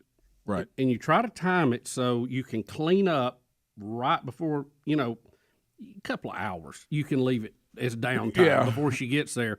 Because if you do it too early, you're just going to mess it up. You got another meal or two to go through. So it's better to just do it right at the end. We all do that on various levels. Now, she's been gone a while. She's been gone. You really got to get on it. Yeah, today. she's been gone for an entire week. Yeah. Today is day 8. What part of Africa did you go to? Can you say? I can't give the detail, but in the West Africa. Okay. Well, yeah. So anyway, and heard some great things that God did there, and really one of them was really interesting. I don't think I can talk about that, but so I'll wait. But anyway, so I will tell you this though. Oh, I can send this to Adler. It was interesting because I don't know. Am I supposed to do this or not? I think I'm okay with this one. I think I'm okay. Is Sherry, and I'll send it to Adler as I continue to talk. She was like wishing me a happy birthday and all this, but this is funny. So I think this will work. I'll just send this to you, Adler, and I'll save that and then send it to you. She sent me this picture, like when I was getting ready for my birthday celebration, and she wasn't there, and she was like really worried about not being there on the birthday and all that. But I mean, I hadn't even heard from John Thomas. He knows she's not. Right. And so there's been no call. Yeah, maybe a call today or tomorrow. But you know how you set up and you start thinking, Rick, I was wondering, but you can see the comedy of the beginning of the week, because at the beginning of the week I went after church last Sunday and went to the grocery store and got some relatively healthy meals that I could eat, on the rig. Who are you saying this for? No. Listen, you're about to laugh so hard. I threw them away yesterday because they're outdated. Doggone it. I never ate any of them. Doggone it. Well, I kept getting. I thought you might leave them. Leave the empty packages in the trash can for Sherry to find. Gosh, I should have done that. And she go, but then I got so caught up trying to get all the trash out. Yeah. But, and really, if you look the way I would set the house up if it was me, see, I live the way I would live, for an entire week. Right. I go as far as to have, these are the shoes for work, just I leave them by the door. Yeah, because that's where you need them when you go out. Here's for the shoes for me to go to the farm, and I have them over in the garage by the truck. Right. And I have here's my Sunday shoes, over, of course, I just have them strategically all over the house. Now, I was in pretty good shape until the boys came over. Oh. That hurt me. I had things kind of in order. They'll mess up too. In a second. I sent this to Adam. Make a good old mess. I'll try it again on the text. Let me try. I might have sent it to your dad. He's probably going, why am I getting pictures? No, I sent it to you. It just didn't work. Sometimes I'm noticing that I'm sending pictures to y'all, and they'll just give me that little glob. What's it doing? And it's just like a little glob, like the picture didn't go. I'm having still email trouble from you guys. I get the email, but there's nothing on it. And I reply thinking it'll post it, and just, I don't know. I've also practiced this week on what it would be like to live full-time at the farm and come to work. Yeah. Okay. And how was that test? It's not bad at all. Yeah. I did that for like 90 days back in 2008. Right. And but it had been so long, I'd forgotten what it was like to try to go to work. And from there, but it really. How about when you get to see the sunset and all, and you're not in the rush to get home? It's fun. He's got it. Yeah. Okay. So here, Sherry sent me this. Look, she's in full full-blown African garb. Look at that. Yeah, and standing by some beautiful flowers there in West Africa. Wow. So she sent that to me, so happy birthday from Africa. That's and so she's cool. got all the bright colors on, got the head thing, and even the big old earrings. What is that on the dress? What is that red on there? What is that? I think those are flowers, maybe. Are those flowers on there? I think they are. So. If she just had a kitten to hold up. I know. man. Yeah. So anyway, and then I've been to the farm a tremendous amount because I use this thinking, well, deer season's coming, so and to try to catch me and not be at the farm was hard this week. I've been down there a lot. But you being at the farm means you're not making a mess of the house too. Yeah, that You're not helps. there. That helps. The house is in relatively good shape. Like I say, the boys coming through over this past weekend. That hurt a little bit. Yeah, you need to walk through again. Yeah, because we watched college some college football, and one time we kind of turned it into, hey, it's guy day, and we got snacks everywhere and all that. So that could be problematic. And then trying to get everything in the proper order. One of the things that really I know is going to fly all over her is Sherry and I, along with another couple, actually two other couples, teach a Sunday school class. Now, I know they call them life groups, but I always call them Sunday school. They call them what? Life groups. Really? Mm-hmm. Yeah. So anyway, different We church. all know it's Sunday school. It's Sunday school. And so anyway, so Sherry is like the leader of taking care of all the communication of the class. And our class is relatively large. And so Sherry always takes the prayer requests. She sends them out either Sunday afternoon or Sunday morning because we pass prayer requests around. She communicates with everything that's going on, tells you what's coming up next week in the class. She's the one in our group that does that the most. She really, really does a good job at that. And so there's some sort of app that I'm supposed to have called the Lead app that That's what it's called? The church has. And if you're in kind of leadership at the church, you have this app. Okay. And it's how you communicate with There's an everybody. app for that. And she's been asking me for weeks. Now, have you downloaded the Lead app? No. And I'm like, baby, I don't know, but I don't think that's really me. You don't. It's not you to have the Lead app. I said, why? And then you need to go by the church and them show you how to use it. Well, raise your hand if you think I've done that. Not done that. Well, she's gone, and now. So what I did, and this I'm gonna get in big trouble for this one. But tell me this: if you get the job done, doesn't that remember what I've said? Yeah. You may not like the way I get it done, but I get it done. If you're not following what the coach tells you? Well, listen, what I did. See if you think this is okay. The coach wants everybody to have that. To me, I think sometimes people overcomplicate things. I found the last email that Sherry sent out to the class when I got the prayer request from last week. And I just did reply all and send them out. Well, doesn't everybody get it? Huh? I think you missed it. If you were coaching somebody, Rick, and the defensive lineman was not using the right technique, but his excuse was, "I'm getting the job done," you wouldn't like it as coach. Yeah, and I think you missed an opportunity. Is he making sacks? I mean, did I get the information to the class? But having the boys over with you Saturday, you missed an opportunity to hand them the phone and go, will you download the app and then show me how to do it? Sherry will be so happy with you, Rick, if you get that done. So you don't leave anything undone that she can complain about when she comes home. So what you're saying is, even though I haven't used it, just get it downloaded. Do it today. Yeah, and get Brody to help. Yes. Because I can't go by the church because that person probably thinks we've been trying to get you to do this forever, and then I become a bip to them. Look, I think learning how to use it buys you time. Just download it and say that you're in the process of learning how to use it. And you know what I may do is to get it because I was supposed to take row both times too, and I just I think I'll just go through and try to remember who all was there yesterday and make it look like I took row too. You're something else. Well, I mean, if I get it operating, I'll just look at who all was there. Where did that name come from? Take row. Yeah, roll. It's roll. Yeah. Rick and Bubba, Rick and Bubba.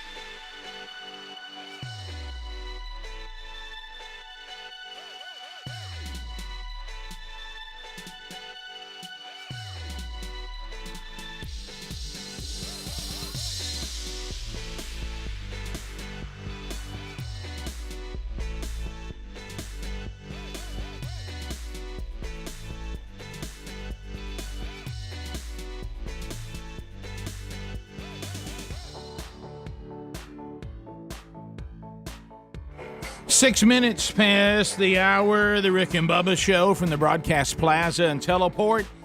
Speedy, the real Greg Burgess, Helmsy, Eddie Van Adler, the gang, all here. As we start a brand new hour, welcome back, Mr. Bill Bubba Bussey. Rick, glad to be here. Honored and privileged. Thank all of you for letting us be here and spending a few hours with us each and every day. 27 years and more than a half. We're rolling toward 28 now. Yep. You know Christmas is here. Might as well be. And if you don't get things ordered right now, it ain't going to be You ain't going to have it. Have you seen all the ships waiting to dock off both coasts? It's terrible. If you want something for rickandbubba.com, heck, I'd order it today. And if you want to get it by Christmas. You throw in an oil spill that they've had now in California where they're not even sure where it's coming from. That's going to complicate things probably even more. So I was telling you all the things that Sherry placed me in charge of while she's been gone, and my response to that has been get the farm ready for deer season. Right. And I openly admit that. Well, you need time for that. And right? The bell tolls for me now. And because I'm going to be asked a lot of questions. And one of these things, you know how these churches, it's pretty common that somewhere in the church there's something called, they have different names for it, where they go out and they do things in the community. They fix houses and they pick up trash and like they a work day. Yeah, work day kind of thing. Well, I'm sitting here looking at emails, and I know you don't get to cover everything, when you're leaving to go out of the country. And, Sherry left me a list of a lot of things that, again, my response to the list has been go to the farm and get ready for deer season, which, by the way, was not even on the list. But anyway, so I put that on the list. You can literally see it in my own writing. But so I get this email, and it's one of the staff members of the church, and apparently there was a couple that was new to the church, and what they were saying is, well, they don't know where they're supposed to serve on Serve Day because they don't have an official class yet. Right. Now, this is what the email reply to this person said with me copied on it. Let me get you in touch with Rick Burgess since he's in charge of Serve Day for this particular class. And I'm like, what? I'm in charge of Serve Day? and so putting me in charge of Serve Day, I was like, what are you talking about? I'm in charge. So I go, this is like Sherry's getting ready to leave. And I said, would you put me in charge of Serve Day? And she's like, well, who else is going to do it? I mean, the other couple, their kids got a tournament that weekend. They can't do it. And she goes, and I'm headed to Africa. I said, I'm in charge of Serve Day? Because let me tell you what I thought. You know what I thought? All I was supposed to do is announce to the class, this is Serve Day. This is Serve Day, and this is our assignment. Mm-hmm. Okay? And all I could think of was, and I'll be watching football at the house by myself on whatever I want to, while y'all go out and serve. Right. And I'm serving y'all by letting you know where it is and what you're supposed to do. And staying here on the serve desk. Yeah, and showing, my incredible humility. I looked down and said, I've been going pretty hard. It's not like I haven't been out serving. Right. You know what I mean? And I was going to, take a little break. Didn't get to do that because I'd been put in charge of Serve Day. So now not only am I going to Serve Day, I've got to tell everybody what we're doing. Well, I guess you organize that in your spreadsheet. Yeah, so I was on my leadership app. So I was the person. No, I had to go there, find who we're supposed to be serving for, and assign everybody what they're supposed to do. Now imagine that. And I said, Sherry, nobody checked with me on this. And she's like, well, that's not, well. Can you see me in that situation? No, and not your thing. By the way, it was a beautiful day. It was a beautiful day, and we served. And but we I just it all came off okay. Well, everybody met out there, and and then you start getting now you've become the point person, so you get the various texts of now where are we? Yeah, I can't make it. Well, I'm lost, and we running late, and all this kind of stuff, and but what I did, we were supposed to pick up trash, so you know what, I just kind of fanned everybody out, and wherever we picked up, I think is clean. I don't know if that's where we were supposed to be. I was going to say, did you just pick a place? I don't know if that's where we're supposed to be, but how about it's clean?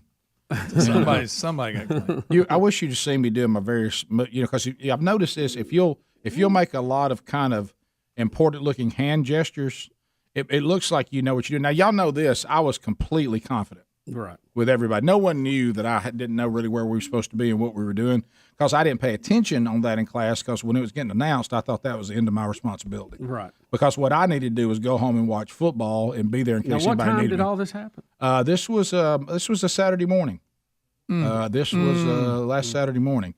Hello. Because my job of serving was to be at home, have my phone near me, while I'm While you're eating peanut butter pretzels, drinking sweet tea and watching the ball game. Yeah. Well, because I need to. That's almost, you got to have somebody there, the command control. Yeah, Rick, what I call the command desk. Right, and I don't need to be patted on the back for that. No, but I was just there to help. But it ended up that didn't work, and I actually had to get out there and be the foreman. Watch out.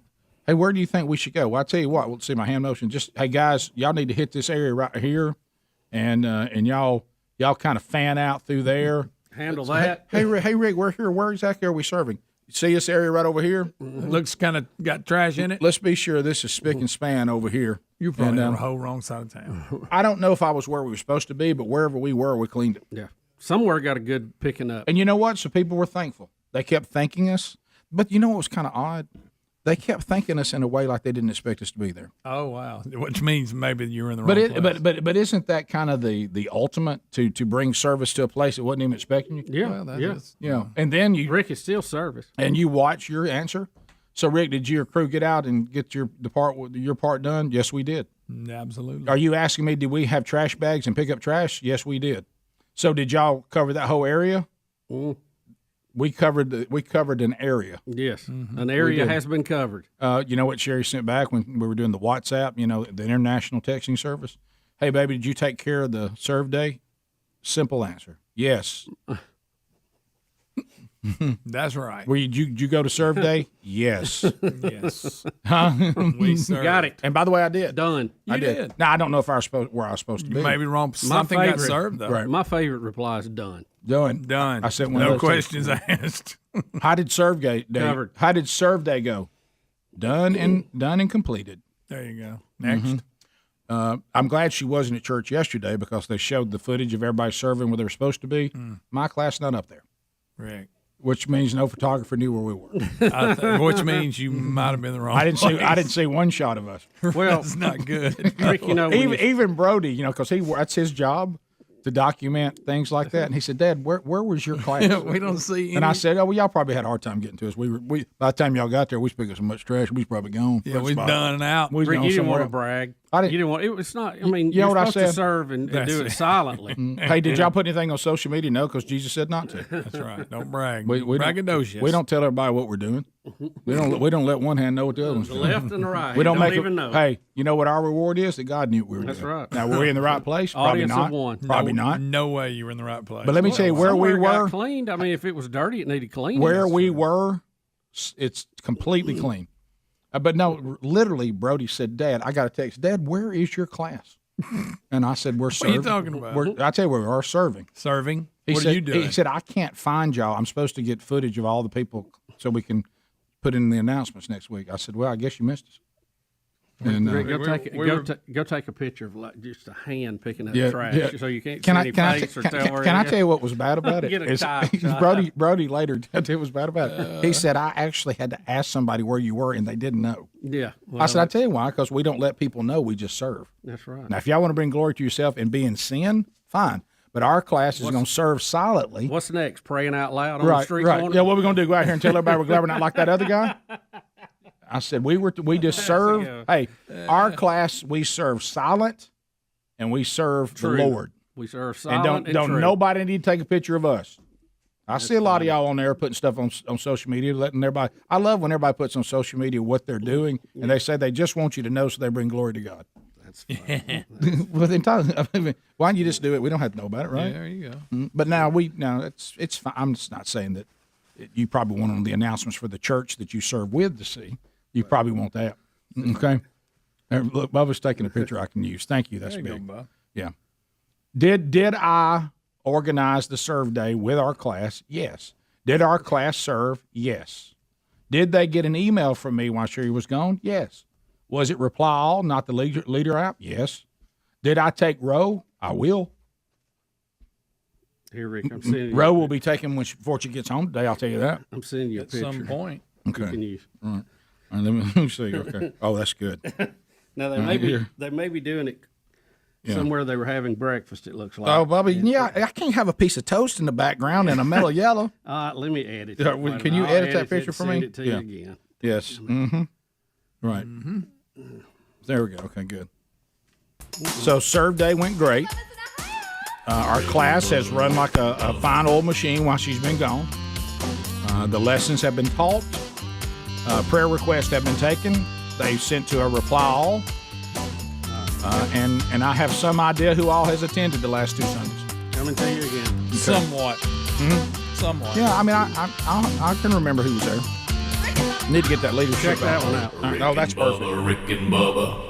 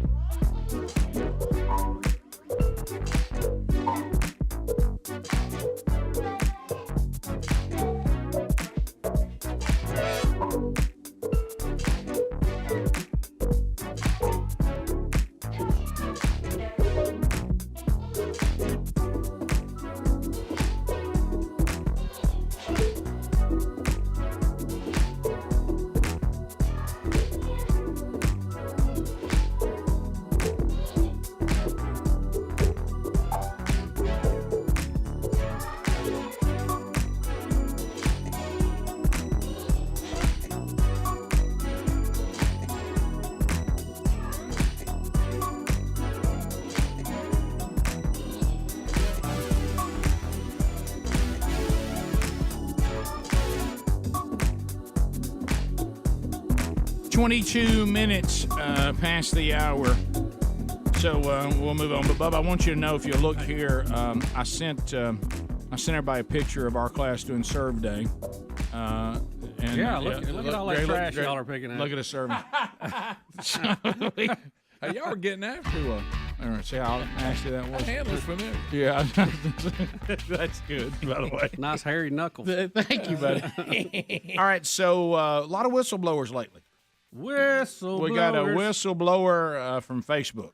Rick Francis, and I'm going to say Haugen. I don't know exactly how you say your last name. Haugen. Mm-hmm. She is widely known as the Facebook whistleblower. She spoke out publicly for the first time since she anonymously filed complaints with the Securities and Exchange Commission. In a 60 Minutes interview that aired Sunday night, she accused Facebook of prioritizing its own interest over the public good. She also alleged that Facebook was allowed to spread misinformation and contributed to the January 6th insurrection at the U.S. Capitol. Her words, not mine. She said over and over they have made choices to optimize their own interest, like making more money, and that they have betrayed American democracy. Now, we have clips from her here, Rick, and this goes back to that Social Dilemma movie. Yep. Remember, we talked about these are the insiders who have been there, and it has to do with the algorithms where they feed people stuff they only want to hear, so they'll keep coming back to the site, and they develop a bizarre version of the truth on either side. Yeah, so the first one, this is her just generally saying they can't act independently because they can't be trusted. We'll do that one first. Here we go. Frances Haugen plans to testify before Congress this week. She believes the federal government should impose regulations. Facebook has demonstrated they cannot act independently. Facebook over and over again has shown it chooses profit over safety. It is subsidizing, it is paying for its profits with our safety. I'm hoping that this will have had a big enough impact on the world that they get the fortitude and the motivation to actually go put those regulations into place. All right, so next, just what you're talking about, and she says they put you in this world that we've talked about over and over again. It's why we have flat earthers again, and they put you in these algorithms only because it's more profitable, not because it's no big deal. It's totally run by selling ads. They don't care what they do to your life. Here she is. In 2018, Haugen told us the root of Facebook's problem is in a change that it made in 2018 to its algorithms, the programming that decides what you see on your Facebook newsfeed. So, you have your phone. You might see only 100 pieces of content if you sit and scroll off for, 5 minutes. But Facebook has thousands of options it could show you. The algorithm picks from those options based on the kind of content you've engaged with the most in the past. And one of the consequences of how Facebook is picking out that content today is that it is optimizing for content that gets engagement or reaction. But its own research is showing that content that is hateful, that is divisive, that is polarizing, it's easier to inspire people to anger than it is to other emotions. Misinformation, angry content is enticing to people and keeps them on the platform. Yes. Facebook has realized that if they change the algorithm to be safer, people will spend less time on the site, they'll click on less ads, they'll make less money. There is the whole Social Dilemma movie in a nutshell, in a soundbite, for sure. And by the way, Scott Pelley doing the interview for 60 Minutes, I sat next to him at the U.S. Open one year. Can I tell you what's funny? And he's got one of those kind of voices where you go, somebody's going down today. Yep. It's like Chris Wallace used to be. But so there it is, and it goes back to what we've been saying on the show, and it's so important that a lot of you pay attention to this. You, due to these social media platforms, you are living in a fake world. It's augmented, Rick, and that term really fits. It's fake, yeah. I mean, augmented, yeah. You're not getting the true story. You're getting kind of the truth, but with it fixed with a little twist to it. They see your worldview, and they send you your preference. That's the reason why, like on the vaccine issue, if you are a suspect of the vaccine, then they're going to play to that. They don't care whether it keeps you suspect or not. And then if you think that the vaccine is the cure-all and anybody who doesn't take it as evil, they'll feed you that too. And that's the reason why you see these polarizing points of view, and you can't believe that anyone disagrees with you because they've removed all critical thinking. Yeah, and I don't want to, I know some people, if you're already set in a mindset, you don't want to hear different. And, I do. And they're relying on that. And let's just use an ridiculously simple example. If they detect, based on the things you've looked at and read, that your favorite color is red. Right. And then they go over here in another group and they detect that your favorite color is blue. Well, you're only going to start seeing stories, if you're on the blue side, about how good the color blue is. Right. And anybody that doesn't like blue must be an idiot. You can't even believe it. Especially the idiot red people. Absolutely. And on the red side, you're seeing the same thing. Mm-hmm. Normally, in our critical thinking process, you would see red and blue, red, red, blue, blue, red, red, red, maybe whatever, a combination. You would form your opinion, because that's all we have to form our opinion is the news that we see. None of us are there. We haven't traveled. We don't know these people personally. Right. You would temper your love for red with a little bit of blue, or vice versa. You might be more of a fan of purple, let's say. But under these algorithms that don't know when to stop. Right. See, they're automatic. They're AI. They will drive the red, because you're spending more time on. The more time you spend, the more red articles you look at, the more red you're going to get, and vice versa. So before long, we got one group that thinks everything must be red. We got one group that says, how can anybody not love blue? And anybody different is an idiot. So you see how it will drive people apart based on selective stories, not necessarily false, but it is a augmented version of reality. You're not getting the full scope. Babylon B, of course, has weighed in on this. Crazed nut job, hell-bent on destroying the country with his psychotic moderate policies, Joe Manchin. But it's like you can't critically think through something because you don't have, Rick, you don't see the full picture. You're only seeing a side of the story, but the result is what Facebook wants, and that means you're addicted to it. You come back and you come back and you spend more hours, more clicks, so they can justify more ad revenue. We'll take your phone calls next. Rick and Bubba, Rick and Bubba.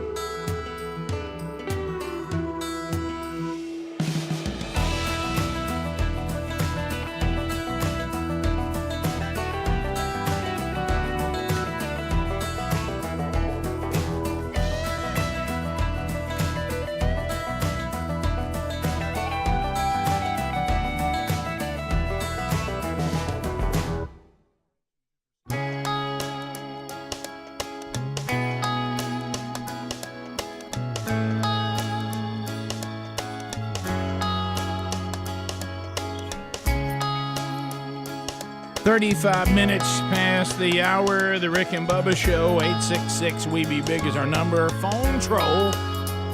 You can join us, and lines are available. Bring them in. Bring them in. Lines are available, so you can join us. I do want to ask you an uncomfortable question. Are you paying too much for your automobile and homeowner's insurance? You could be. Rick, I don't know. Well, then let's handle that. Get a better insurance. Gabby.com/Bubba. Go to Gabby.com/Bubba. It doesn't cost you anything to use them, okay? It is a free service. And what they do is they will compare your insurance on your automobile and your car, and they'll compare it with 40 of the top insurance names in the business. And so, boom, in just a few minutes, you look and say, all right, that's what this insurance company will charge me for the same coverage. Boom, here's what this insurance company would charge me for the same coverage. And then if it's substantial savings, you take them, and you're still covered to the level you want to be. If not, then you're pleased that your insurance you have now is the best out there. People are saving, on average, $80 a month. We're overpaying by $80 a month on average. So if you would like to find out whether you're overpaying for insurance and you'd like to pocket a little money in your pocket, go to gabi.com/Bubba. It is a free service.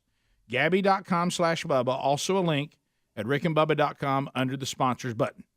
Bubba, if you would like to go ahead and give your first time out, it looks like Miss K is on the line. The timeout is given, Rick, for Miss K. Out of Alabama. Miss K, welcome. Good morning, Richard. Good morning, Bill. Good morning, Mr. Speedy, Mr. Helms, and Mr. Adler, Mr. Greg. I'd like a big old shout-out to that whistleblower on Facebook. I give him a big old aye, and how do you do?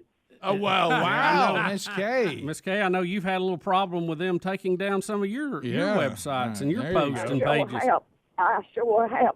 But listen, Mr. Richard, I wanted to sing a happy birthday song to you. It is your birthday yesterday, and thank you. Did you get to go out for a birthday dinner or anything like that? I had a birthday dinner on Saturday. My mama cooked for me, and I had some friends that made me a dinner last night. It was very good.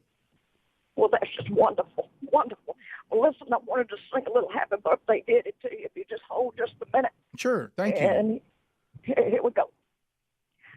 Happy birthday to you. Happy birthday to you. Wow, Miss K, what's happening? Getting dialed in. Yeah.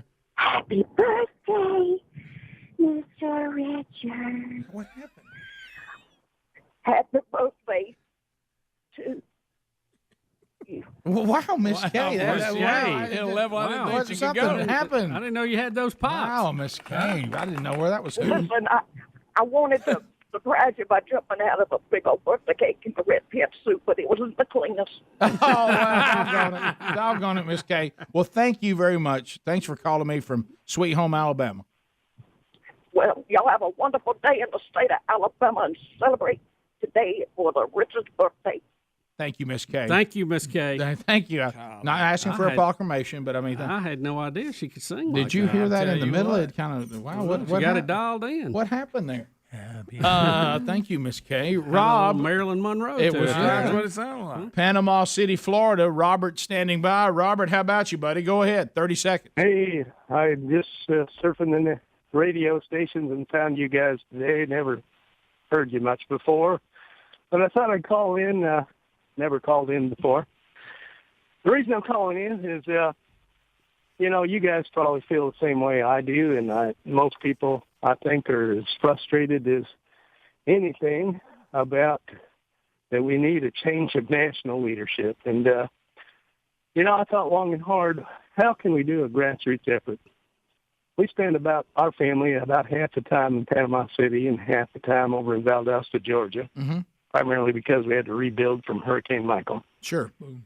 But so we have a monthly meeting over in Lance County in Valdosta, Georgia, of Republicans, and we gather. And I decided, let's put a resolution before them this month. And we did, formulated one, and on the backside put a ballot. You had a chance to vote whether you had confidence or no confidence, whether officials should resign or not resign, starting with Joe Biden at the top and Nancy Pelosi at the bottom and 10 others in between. And you can guess the majority of who those would be, the Secretary of State, Defense, so forth. Sure. Well, out of 50 that we had at the meeting, 42 decided to read the resolution, fill it out, and the choice was unanimous, which kind of expected, of course. That everybody thought no confidence in any of these people and their capabilities to run our federal government. Most people, I think, feel like I do, that most of them are incompetent. And how can we hasten the departure of these people?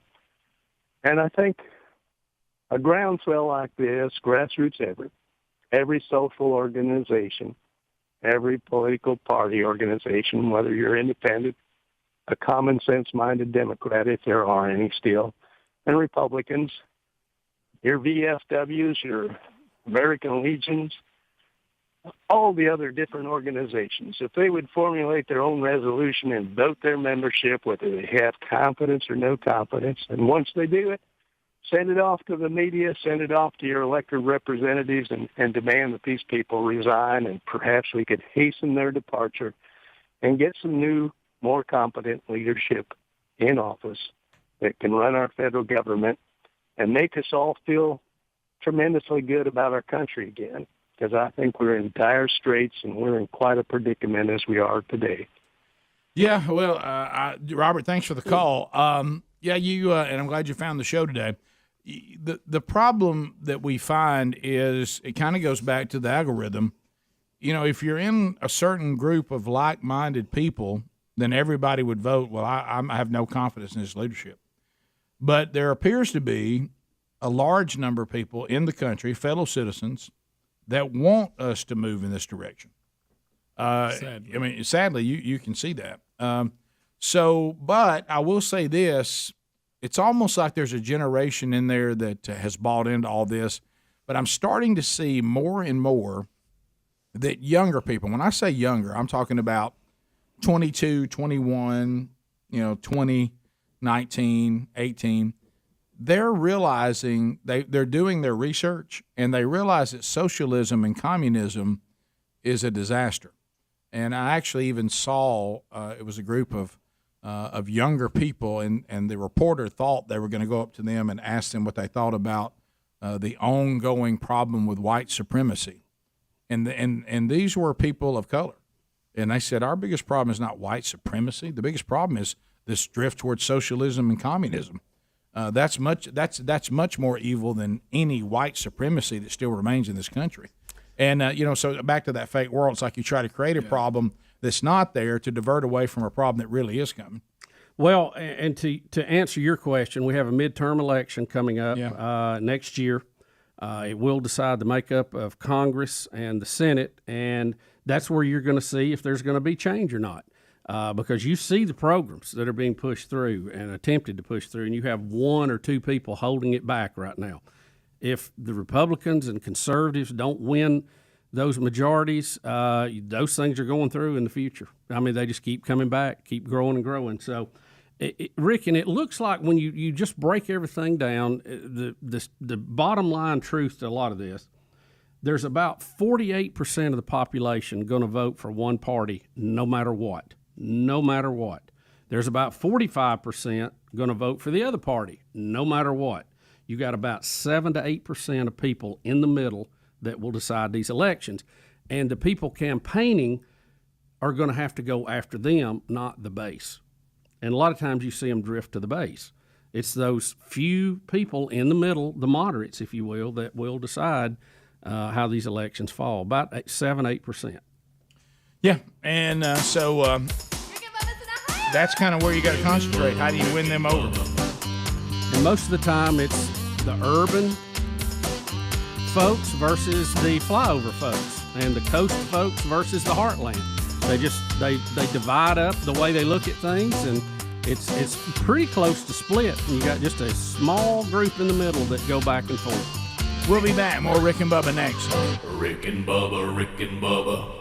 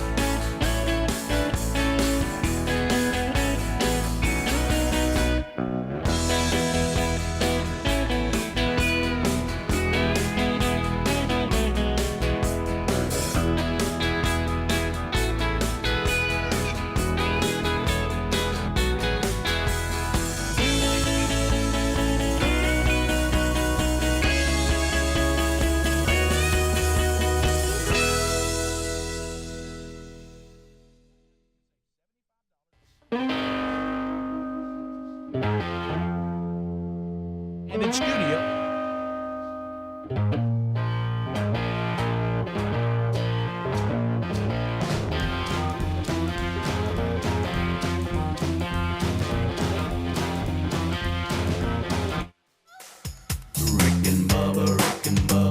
Pass the 10 minutes to the top of the hour. A couple of dandies over the weekend.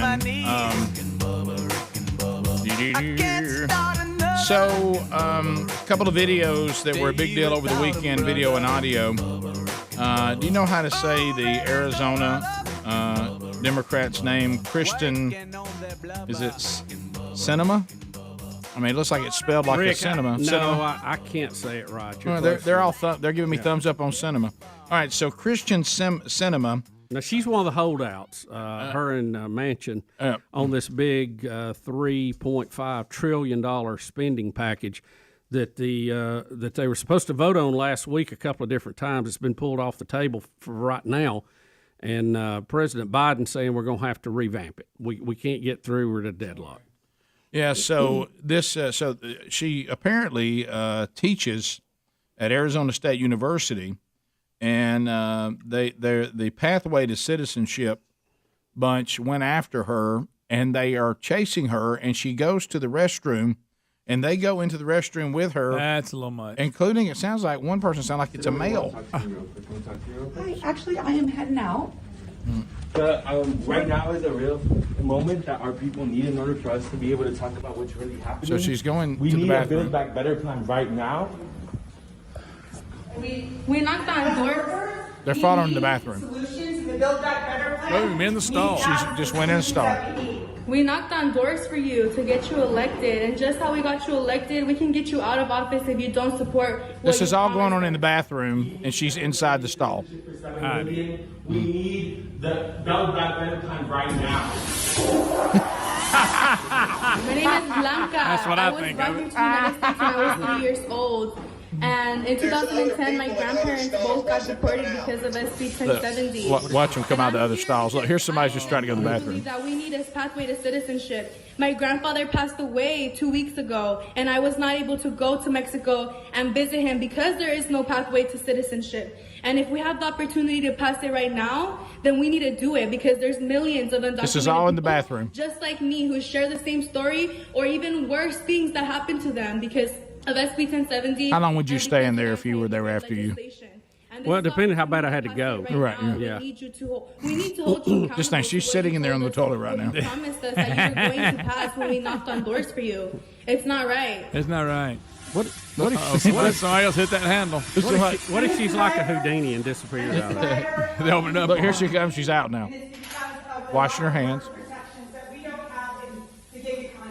I need you to stand by workers. Lots of people who are like me. That's so. To this young lady's point, when you come here illegally and you don't follow the legal immigration process, you're not going to be able to go home and see loved ones' funerals and get back. No, that's because you're breaking the law. That's not Right. That's not the senator's fault. That's your fault. Right. Because you didn't weigh the cost. Right. You You made got a to bad count. choice. You got to count the cost, and you may say it's And worth I it. understand what she's saying. Yeah. But you are the one that broke the law, and now you want the senator to fix it. Right. You're going to have to look at your own responsibility, self-responsibility in some of this. And you heard the other guys, we need to build back better right now. Look, they are spending money hand over fist at a rate we've never seen. They already have a $1.5 trillion budget that the Senate has passed. The Democrats, all they have to do is stamp it yes, and they're fighting over it because they wanted this 3.5 put through first, which Manchin and her are blocking, saying, and Manchin's not against doing some of the things. He's saying it's just too much, guys. We're like kids with a credit card that don't know what we're doing here. He's even said he'll go 1.5. He'll go half of it. How dare you? And they're infuriated I by know. that. Blah blah blah blah. Build blah. back Now- better. Blah blah blah. President Biden has informed the party to revamp their plan, to get it down to 1.5 so they can get a deal done. Blah, blah, blah. The progressives are just laying on the sidewalk screaming bloody murder. Yeah, what happened? They think 3.5 is an insult. They want about twice that much. No, I know. So here is the problem now, what the Democrats have to decide.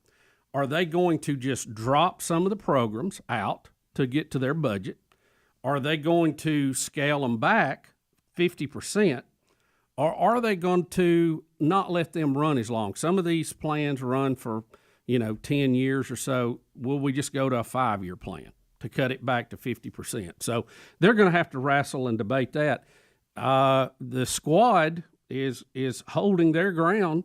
So if the squad won't support it unless it's at least 3.5, and Manchin and the Arizona senator blocks it because they don't want to go over 1.5, what do you do? So we'll see. Also over the weekend, Rand Paul, Video One Adler, he will not let it go about, and of course I think it's interesting too, about natural immunity.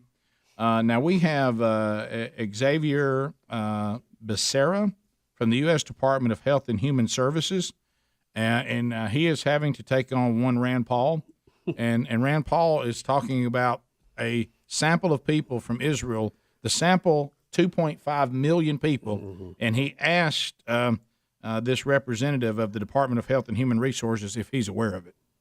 With an Israeli study that had 2.5 million patients and found that the vaccinated group was actually 7 times more likely to get infected with COVID than the people who had gotten COVID naturally? Senator, I'd have to get back to you on that one. I'm not familiar with that study. Well, you think you might want to be if you're going to travel the country insulting the millions of Americans, including NBA star Jonathan Isaac, who have had COVID, recovered, look at a study with 2.5 million people and say, well, you know what? It looks like my immunity is as good as a vaccine or not. And in a free country, maybe I ought to be able to make that decision. Instead, you've chosen to travel the country calling people like Jonathan Isaac and others, myself included, flat earthers. We find that very insulting, goes against the science. Are you a doctor or a medical doctor? I've worked over 30 years on health policy. You're not a medical doctor. Do you have a science degree? And yet you travel the country calling people flat earthers who have had COVID, looked at studies of millions of people, and made their own personal decision that their immunity they naturally acquired is sufficient. If you're going to go around saying that, you do need to be aware of an answer to that. And the natural antibody people really, really throw this whole thing out because you lump us in with people who have never had it who refuse to get the vaccine. It's not the same thing. Right. And he's saying it's selective reporting is what it is. You're traveling the country making fun of people with natural antibodies that say they're not going to get the vaccine because they don't think they need it or they don't need it yet. Did you catch his answer, too, when he was asked if he was a doctor or had a science made policy.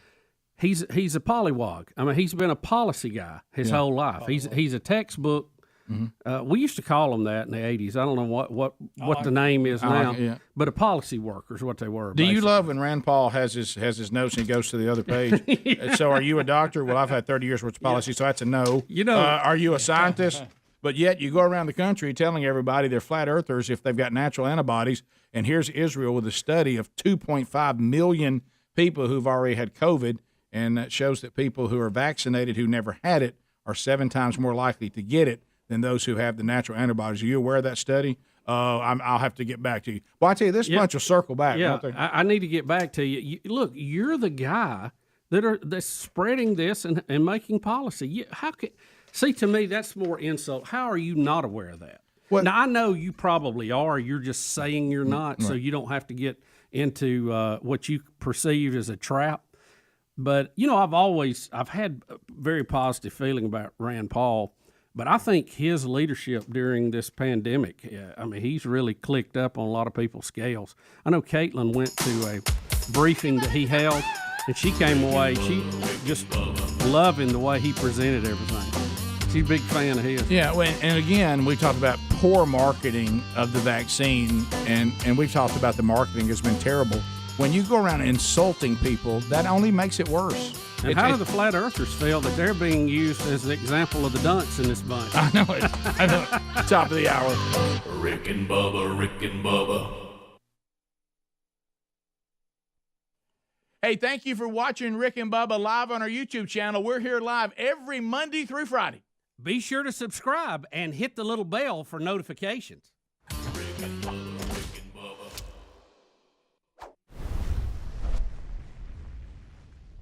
To my knees. Rick and Bubba, Rick and Bubba. I can't start another Rick and Bubba, Rick and Bubba. Day without him, brother. Rick and Bubba, Rick and Bubba. Oh, there is no other Rick and Bubba, Rick and Bubba. Waking on their blubber. Rick and